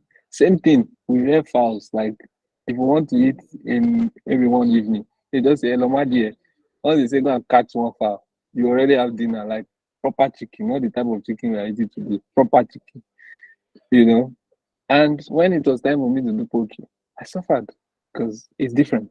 They are very different. Those ones, they are like those dogs that we used to rear. Compare it to when you start to rear Alsatian dog. Oh boy, you will know the difference. I used to carry my dog like this to vet, in a car, sit down, that kind of thing, because they require some level of precision, knowledge, knowing when to give them, what do you call it, to give them their, knowing when to give them their, what is it called? There's this, what do they give children when they just give birth to them? I can't remember the name, please. Immunization. Immunization. Immunization. So knowing when to give immunization, knowing when to, detox, knowing when to really give the animals the necessary treatment is actually, for me, that's my core learning, is actually the magic in livestock farming. And that requires that you have an in-house vet. If you don't have an in-house vet, please don't venture into livestock farming. Like, don't say, oh, I know this chicken, it has calling. Okay, I know. Okay. Trust me, there are some things that you will not know. When the doctor came, I was like, before this guy starts to react like this, there are some steps he'll be taking. There are some ways he'll be shaking his head. There are some ways his stomach will start feeling like there's some fluids that come out from his buttocks. They won't teach you all those things in school. But that guy has dealt with animals so much that he knows all those times and he can adapt the right structure to treat them immediately. Once you can take treatment out of them, then about food management, maximizing, not just giving them, loading them food. Sorry, We had that sorry, habit, Mr. we're just Femi. giving them. Sorry to pause you, Mr. Yeah, Femi. Can you hear me? Sorry to pause you. Can I can you, hear you. because now we are bringing in artificial intelligence. So, for example, I mean, we are doing a lot of work. So, for example, I spoke with some vets, reading research papers, and there's a way this artificial intelligence is able to, generate step by step dates, time based on the breed and whatever it is, whatever. So, for example, there's a way that if you go to your farm, now actually I'm using ChatGPT, the premium version. So there's a way if you take a picture and you upload it on your platform, it gives you the analysis you want. For example, you go to your farm, you take a picture and you say, oh, you just put the picture there and you make a description, yellow leaves on maize, blah blah blah. What could be the reason? And most times I use what do we call prompts? So the prompt is what could be the reason? Can you give me research papers? Do you get what I'm saying? So you put it there, research papers that can validate what response you are giving. So when you speak in that light, like you have worked with I think FAO, so can you tell me what the guys over there are doing? Yeah. So can you impute that in your response? Please? Sorry to cut you short. Okay, okay. That's another level. So my initial response was to our general, um, you know, livestock rearers who are not necessarily doing the AI enabled production. Once you start to do AI enabled farming, your life is easier. Why? Because even before you start getting into ChatGPT is even a more is a cheaper alternative anyway. But there are sensors now that can detect time if there are abnormalities within the farming system, report that data to the dashboard, and you can easily, quickly adopt a solution. That is very intensive anyway, and usually very expensive. When you look at it from a cost benefit analysis, you have to be running at a massive scale for you to be profitable. Otherwise, you probably run at a loss for a period, right? It's still the same thing as what we are talking about when we're talking about the NDVI model for farming. So when you use the satellite NDVI model of checking soil health and monitoring the fields, you can use the color combination of NDVI to detect, okay, if it's green, it's fine. If it's yellow, there's an existential crisis that needs to be addressed quickly before it gets into red, where it becomes a curative measure. All of those things on that end. It's also applicable on the livestock end. There are people who have built strong robotic systems that as they keep moving within the fields, they are detecting per time if the animals are feeling over, they have high, the heat is too much for them and they're reacting to it. So you can readily regulate the temperature. This is also applicable to poultry itself. You can also detect when, you can manage to what extent the animals are producing as well. How many eggs this particular bed is creating, what you need to do to also optimize the other ones that are not giving you evenly equal amount of what have you. That it requires some level of intelligence anyway, and that requires some level of capacity building in terms of the engineering bit of AI, right? And usually that's my advocacy. But I also understand the limitation in that regard because it is expensive. It's expensive in the UK. There's a robot that uses UV rays, to kill aphids in strawberry farms. The use ultraviolet rays, basically. It just moves around, detects the aphids, and it kills them by over concentrating the light on the aphids. That's how they kill pests. So, in a way, you have reduced usage of chemicals. You don't even use chemicals, which invariably has its own detrimental effect on climate change. You understand? So, technically, I think that for newbies, it's good to test out, maybe starting from ChatGPT, right? To just learn, from the repository of information. Don't forget that ChatGPT is also limited to some extent because the model is built to, I think, until recently, about 2022.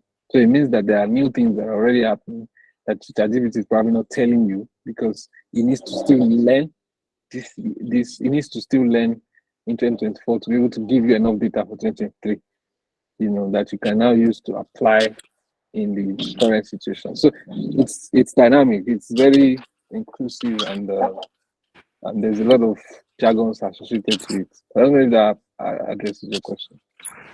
I hope your question was addressed, Mr. Adams. Yes. My question was addressed. Yeah. So my question, Awesome. because I was seeing the experience you shared to me. You are not like a small, in quotes now. You are not like the small scale farmer who just maybe just take something in his backyard and raise like 30,000 naira worth of livestock. I'm saying you're talking about the millions. So I'm bringing, actually, the reason why I'm bringing this is probably, of course, Femi is my friend. So probably after this webinar, we are still going to reach out because I just started a new company. The company is actually called Agric. I've not fully launched, but I've just been building up. So what we're trying to do is, like Femi is saying, there is no data in Nigeria, and you can't build anything without data. So what we're trying to do is create a platform where those people that have done master's research, even though we know it might be epileptic in quotes, master's research, BSc research, and like PhD research that have not been published, we begin to look for them. And we listen, for example, if you have, sorry, that's my son. If you have like 5 students that have done a work on, let's say, black soldier fly larva for feeding pig, fish, and whatever, I can count like 3 or 4 students that I know were privileged to, under Commonwealth scholarship, traveled out. Some did it in Nigeria. So in this month, we are just focusing on black soldier fly research.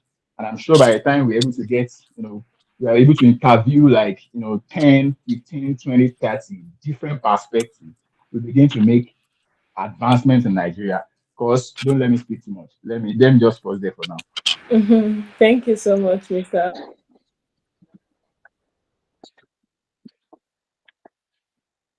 Adams. I can see you're so passionate about this. Thank you. You can ask your questions briefly, and Mr. Femi can also respond briefly so that we can wrap this up really quick. All right, Dami, please go ahead. You have the floor. All right, good evening. So, Mr. Femi, you mentioned your losses, you told us your experience, and you advised that one needs to know what they are doing. Basically, agriculture is a knowledge-based business. Now, to know all of this, is it by experience? I hope not. Is it by speaking to people? Is it by theoretical research? So, how do you know what to do? How do you do it? And where do I get all of this information from? Yeah. So I'll say your best bet. It's a combination of everything you have mentioned, right? But your emphasis should be on interacting with people who have had real experiences. All right. Um, don't joke with that as as a as a strategy to be successful in the agri space. If you rely on researches alone, a lot of times, um, I mean, we don't talk about this enough. A lot of research are skilled in a way. They don't there's a researcher bias in personal researches. Yeah, sometimes I want this research to yield this result, and I do everything with the data and everything to make sure that that's what it yields. So it can be confusing for you. It can yield. It can be counterproductive for you to rely on researches. But of course, it is still useful because you can gather some insight from it. Depending on it fully, I would say no. Is it by having your own experience? Yeah, having your experience is good, right? But it is unwise to have people like me or other people who have had direct experiences before, and then you now want to replicate that same experience. I mean, I think that's not wise enough. So usually, if you find people like me, people who have got their hands burnt, they are your best teachers actually, because they will tell you factually, oh boy, I did this. This was my mistake. You don't do it. Do it this way, otherwise you fail. I think that's like, this experience is the best teacher. I think that's the best teacher that you can have. I mean, it applies to every part of life. You have certain people that have experienced certain things. They help you reduce your stress. Sometimes if you find people like me who are in the guise of consultants, they may want to charge you. So you must also decide what price is good to pay for the knowledge you want to acquire. Is it the cost of your business entirely or just a token that they may require? Which is one of the mistakes we all made. Some of us are like, consultant, they charge me this kind of money. No. I'll do it myself. I do it myself, you lose the whole capital. But whereas this person just charging maybe 5% of your capital, isn't it better off? So you look at the trade-off and then you decide which is best for me. But experience is always your best teacher. Thank you.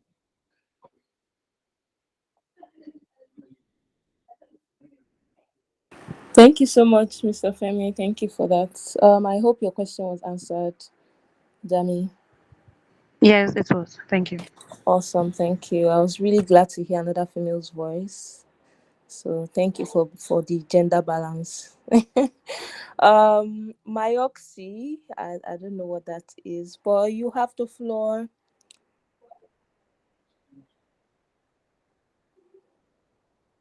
Okay. I don't think Myoxy is ready for us. Um Hello, I'm okay, ready. awesome. Please ask your question briefly.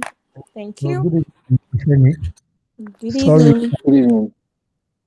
quickly, I have two areas I want you to talk about. Like around 2017, I think, or 2018 there about, no, 2019 there about 2020.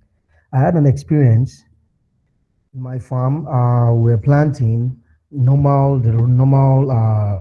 raining period, and then suddenly along the line, after maybe about probably let's say 2 months, when the crops are ready, you understand, stalking, and I was already having preparing for a bountiful harvest, the rain stopped, miraculously stopped, and suddenly everything went dry. And then this maize were only surviving probably on dew and everything. At the end of the day, I probably had less than 100% loss or 90%. Now, in a situation like that, what can be done? Because on a norms, this is a period that probably we are meant to plant. You understand? So it's not probably about maybe, except we are not going to plant throughout that whole period. Meaning you're going to lose a whole planting season if the rain is going to stop. But I know that definitely along the line, if we add probably an information ahead, we might have looked for a way to balance it. But in a situation like that, can anything be done? That's one. And then, secondly, the technology and innovations you were talking about, I realized you didn't actually make mention of irrigation. And I think presently now, I think majorly one of the things, if it comes to technology that we should be focusing on, is also irrigation. Because if we are to fight our food scarcity and improve all this food security of the thing, we have to be able to plant all around the year. All these technologies and whatever we have can't work if we can't plant all through the year, except we only want to be planting. So irrigation has to be a major focus for farmers, small scale and large scale. And then when it comes to irrigation, it's highly, how would I put it, power intensive. Like if you have a large hectare of land, you need a lot of power to be you understand, to be pumping your waters and all that. And it's actually very expensive. It's very expensive. Like even presently, the little farm that we have, you understand? Okay, for instance, even just two greenhouses, one of the two greenhouses I'm running now, in a week, I think even on fuel alone, we spend over 40,000 naira just in a week if we want to give adequate water. And then okay, now we're going on a bigger scale. Think of the amount we'll be spending in a month. So is there a way, I don't know, something that would reduce, or and even for small scale farmers that can't even spend as much as some large scale farmers are doing, are there innovations for irrigation, for water production, you understand, that would enable this all round year farming? Those are just the two areas I want to get clarity on. Thank you. Okay. I like your question. Um, you have asked some very critical questions. So, I'll start with your first one. Your first question talks about sudden stopping of rain, and how how would have mitigated that challenge um, in your own case. Not I'm sorry to be the bearer of bad news. It's at that point you are already at the curative stage. So normally you should have been at the preventive stage, and that's why if you see what I said earlier, I talked about what they call Pixar technology. It's a technology my university developed, and it's it relies on village-based weather stations, right? Village-based weather stations and climate smart practices. Now, village-based weather station does something for you, gives you data of the weather historically. Now, you then have the ability to forecast the weather, the weather variability over a period. Now, if you had access to that kind of technology as a farmer, you would have known that this weather will have some issue at so time. Predictive. Are you getting it now? You use predictive analytics to get that kind of information. When you have that information, you know that you are not supposed to plant in that area at that time. It saves you the stress. But because you don't have access to it, nature is crazy. Like you cannot do anything about it. That's why they say climate change. So it's an adaptive, or I'll call it a mitigation strategy, where we understand when to plant, and when not to plant. So if you normally you would have been planted earlier, but because you're already used to our, guesswork weather system. Rain has started, oh yeah, let's go and plant.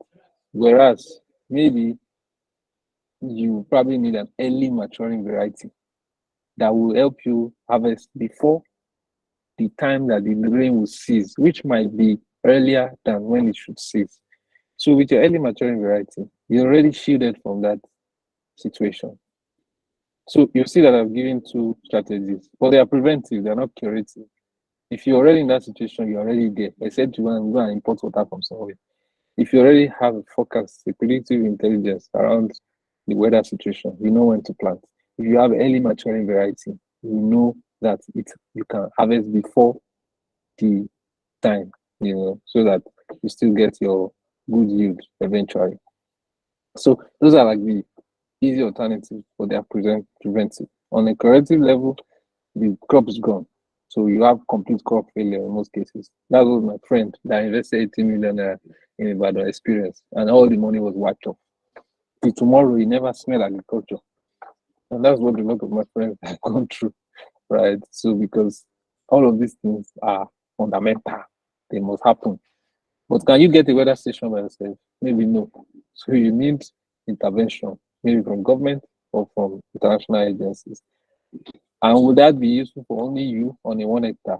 Useless. Why do I need to incur so much cost for this kind of farming? So contiguity is also a very important point here. So you must now look at having your farms in cooperatives and in close proximities, so that interventions or innovation will make sense from a cost perspective. I hope that answers that question. That's one. The second one, on irrigation. Irrigation is the reason why you have asked even the first question, because when natural weather rain leaves the scene, you must look for artificial rain, right, or artificial water. But you see, technology in the form of smart irrigation technology, you know, as is very useful here. Understandably, irrigation is expensive, but on a large scale, it's not as expensive as individually. But I think the easiest that most people have adapted to is the drip irrigation, which is not as expensive as center pivots. I think there are like two or three companies that have center pivots in Nigeria: Dangote, Boa, and I think there's one third one.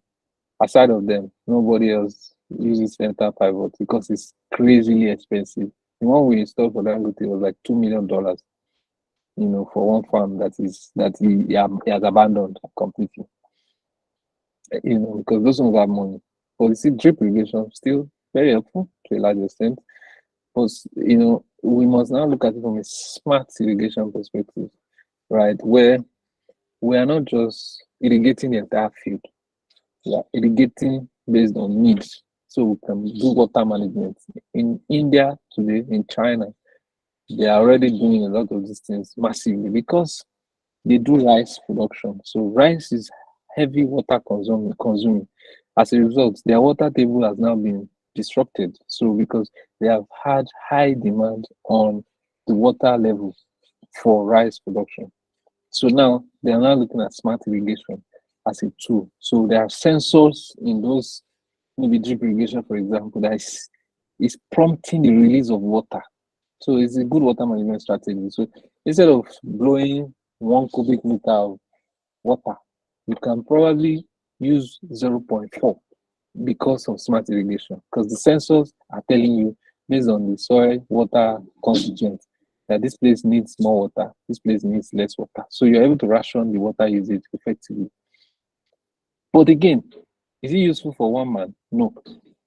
Is it useful for 1 hectare? No. Is it useful on a cooperative based land for smaller farmers with contiguity in their land system? Yes, because you can save costs and you can get good output for the usability of it. Thank you. I hope that answers the question. Yeah, I thank really you hope very that's much. okay. Thank you very Awesome. much. Awesome. I Thank appreciate you. Mayowa, right? Great. James, I think it's just you and Michael that are left. So you have the floor, Mr. James. Okay, good evening, everyone. And I want to appreciate you, Mr. Femi, for your presentation and everything you said. I've actually learned a lot, and I must confess, or I must say that truly we still have a very long way to go in terms of technology in Nigeria. And if not because of the short time that we have, I would have shared my own personal experience growing up from the background that actually exposed me to farming and all of that. You understand? Because we're in Nigeria where we have 70% of those that actually grow this crop, based in remote areas, right? Some of them don't even have good roads. Even to get to this community, like from the community where I come from personally, whereby they major on cocoa production and a whole lot of other crops. Even till today, they don't have good road, they don't have network, they don't have lights. And this will produce tons of different kinds of crops. But this people have not seen light till today. Like power, electricity, no good road, and so on. So where do we start from? And I know there are a whole lot of other communities like that in Nigeria, in various states, and so on. But then I won't dwell on that so much because I'm a youth, and I'm very passionate about agriculture. In fact, currently I already started. I have a startup that based on agricultural production, capacity building, and supply chain. So my question is because I really want to know. I have a lot of ideas and so on that I want to, things I want to do. I want to start in the aspect of agriculture, but then I know I have limited resources and so on to actually venture fully into it. So I want you to advise me on that. I know I've been applying for grants. I also have team people that are expert in agricultural extension area fields, agronomists, and so on that are part of my team. But then we have limited resources to actually venture into these things very well. So, what would be your advice for people like us, the newbies like us that are passionate about this and I really want to go into this thing because, like we've been discussing today, I've actually written a whole lot of things down and wish to also meet you maybe outside, maybe after this to kind of share my experience and ideas and so on with you for better advice and so on. So, what is your advice for someone like me that is passionate about agriculture and trying to venture into production, also capacity building and supply chain? Thank you. To avoid maybe losses and so on. So yeah, that's what I mean. Thank you.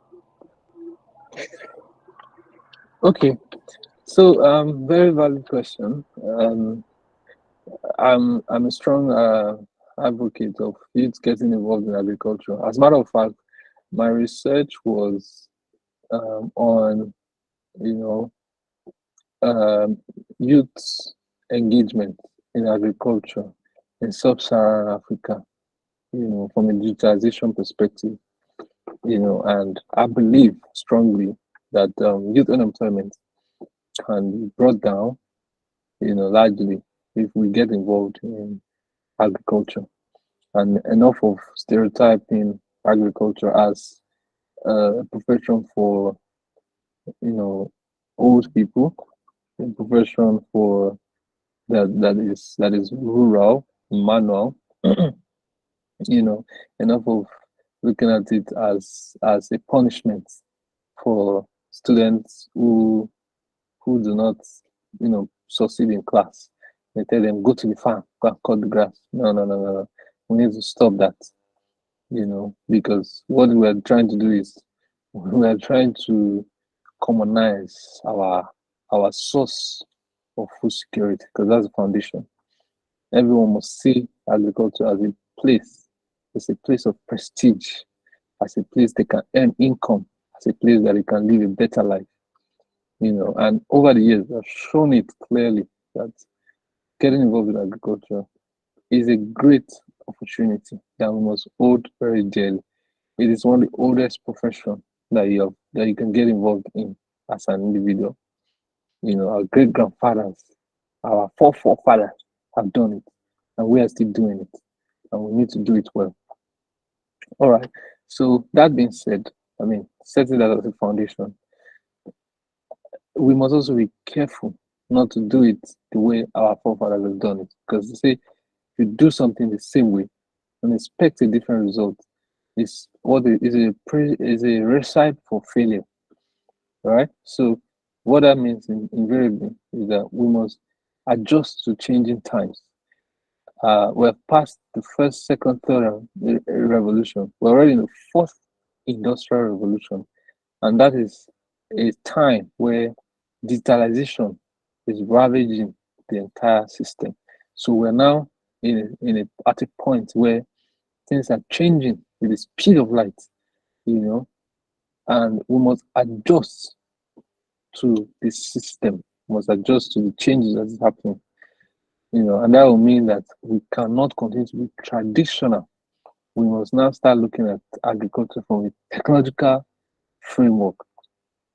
Uh, and this has been the focus of my advocacy in this conversation as I started. So, as young persons or as young people, you get involved in agriculture. You must not get involved in agriculture like my grandfather or like my father, even. You must get into agriculture like that you are in 21st century. So, we must do agriculture the 21st century way. That's the only way we will not lose. Adams earlier talked about artificial intelligence, which I think that as youths now, we must start learning what the use case of artificial intelligence is in agriculture.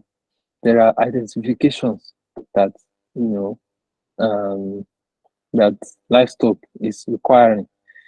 Initially, our fathers will use hot iron to identify animals, but now you can use RFID.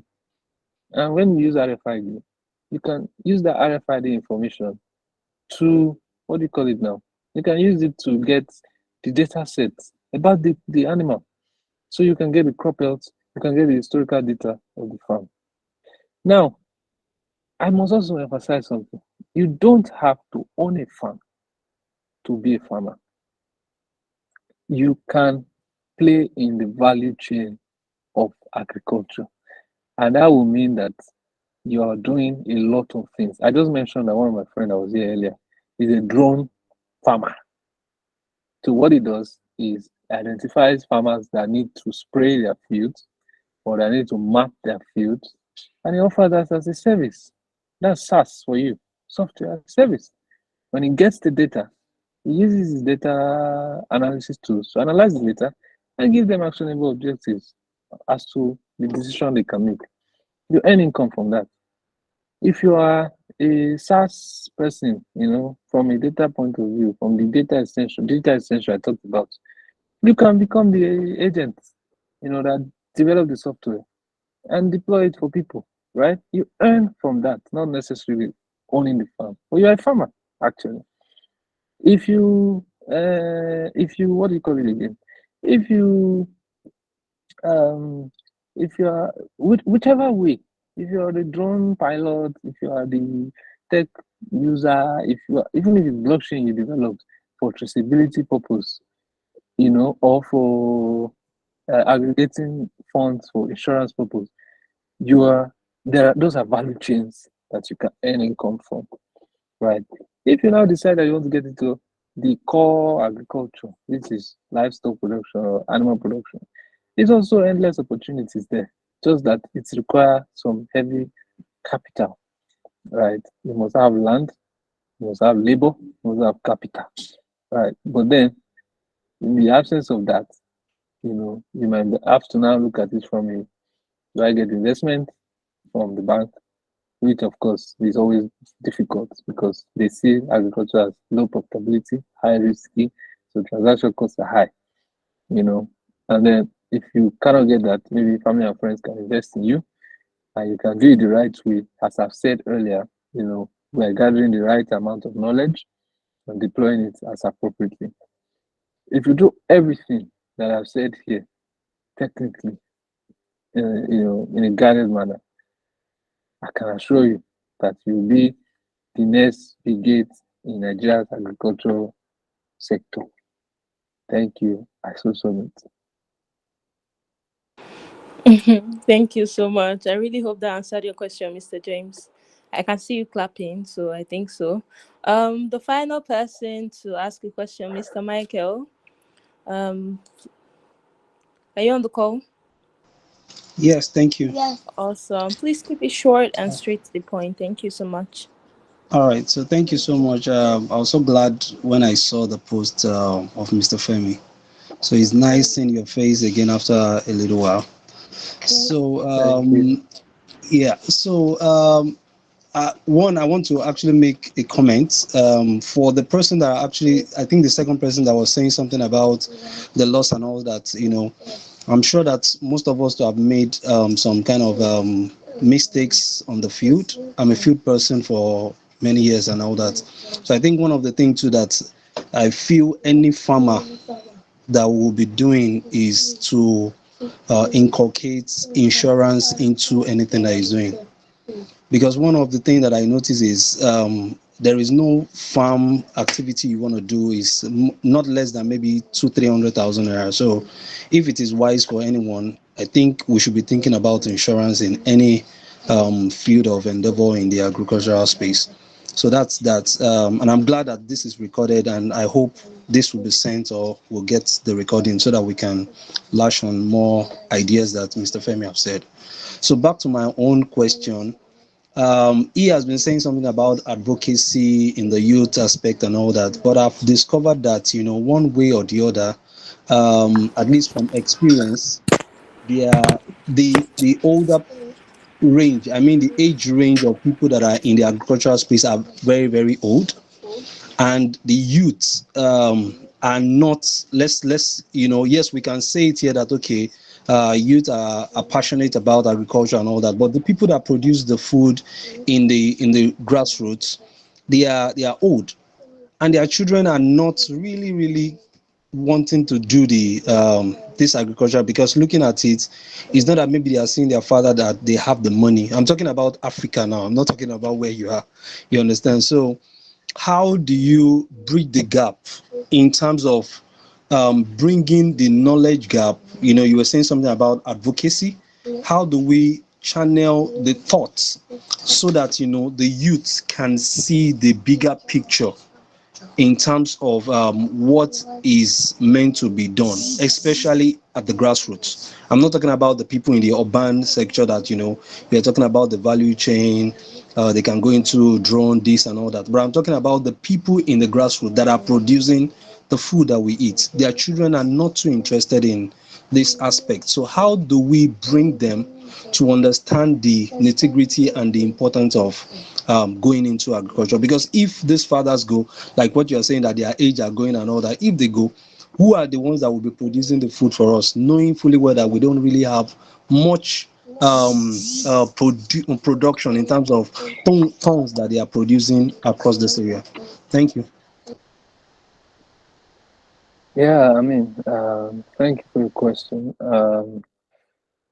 Yeah, there's a lot that we can do. You know, in my research, I, I mean, what you just reeled out was a key discovery for me because when farmers, when the what do you call it, when their children grow, they don't want to be like their parents. Yeah, obviously because they've gone through a lot. There's then what you call your rural urban migration.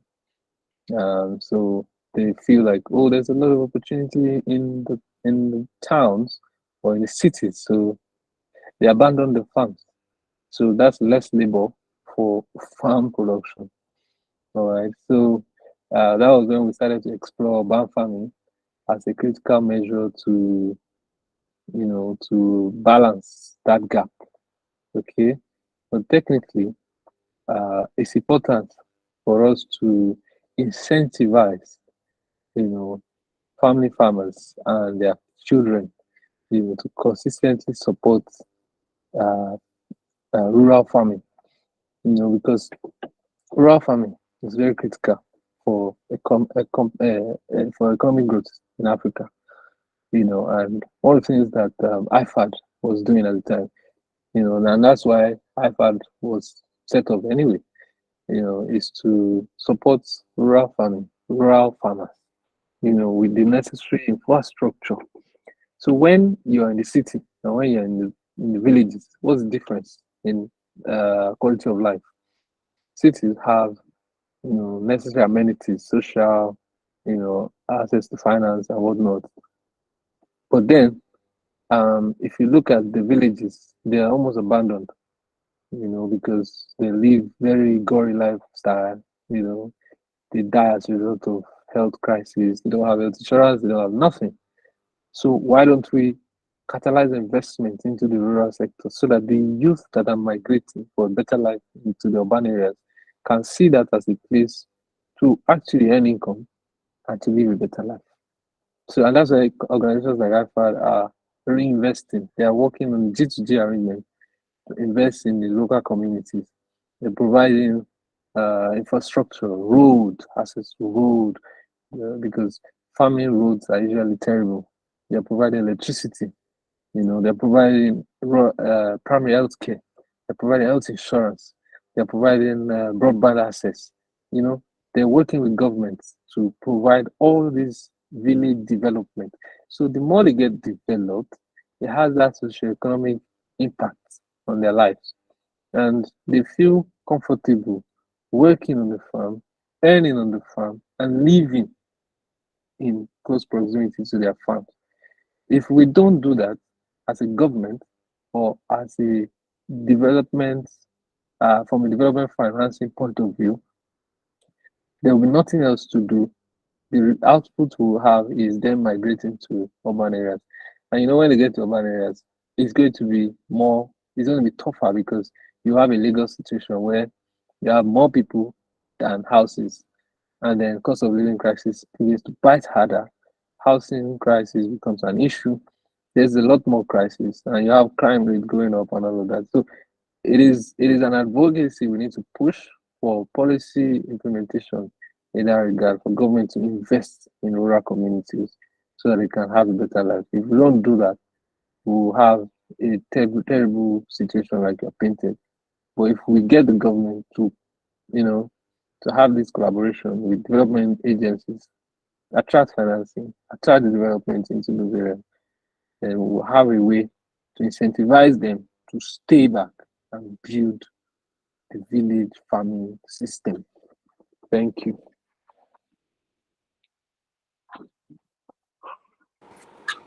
Mr. Michael, I hope that answered your question. Okay, great. Thank you so much, everyone. Mr. Femi, I'm sure your throat is dry by now. We have sapped you of all your energy. It's been 2 hours, 30 minutes of talking. So thank you so much for deciding to come on this. This has been one of the most engaging sessions we've had on sustainability matters. And I think it's a testament of the quality of the person we're having on the call. Right. So thank you so much for that.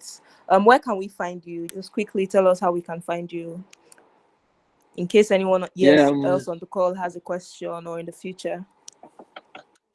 yeah, I mean, it's easier to reach me on LinkedIn. My name is Femi Royal on LinkedIn. Yeah, I think that's the easiest place to reach me. Every other place is it's crowded, so I pretty much just prefer LinkedIn. You can reach me on LinkedIn anytime. Femi Royal. I'm happy to connect. Awesome. Thank you so much, Femi. We really appreciate your time. The recording for this will be available on Monday on Sustainability Matters on YouTube, on Spotify, and every other place you listen to your podcasts. It's sustainability.matter on YouTube and everywhere else. So thank you so much, everyone that contributed, that asked a question. We really appreciate. I was very excited at the contribution Mr. Michael made as regards insurance, right? Considering how volatile the space is, I think insurance cannot be underplayed. So thank you for that contribution. I think it's a good place to wrap this up. Enjoy the rest of your evening. God bless you. Thank you all. Thank you Bye so much, bye. Femi. Thank you.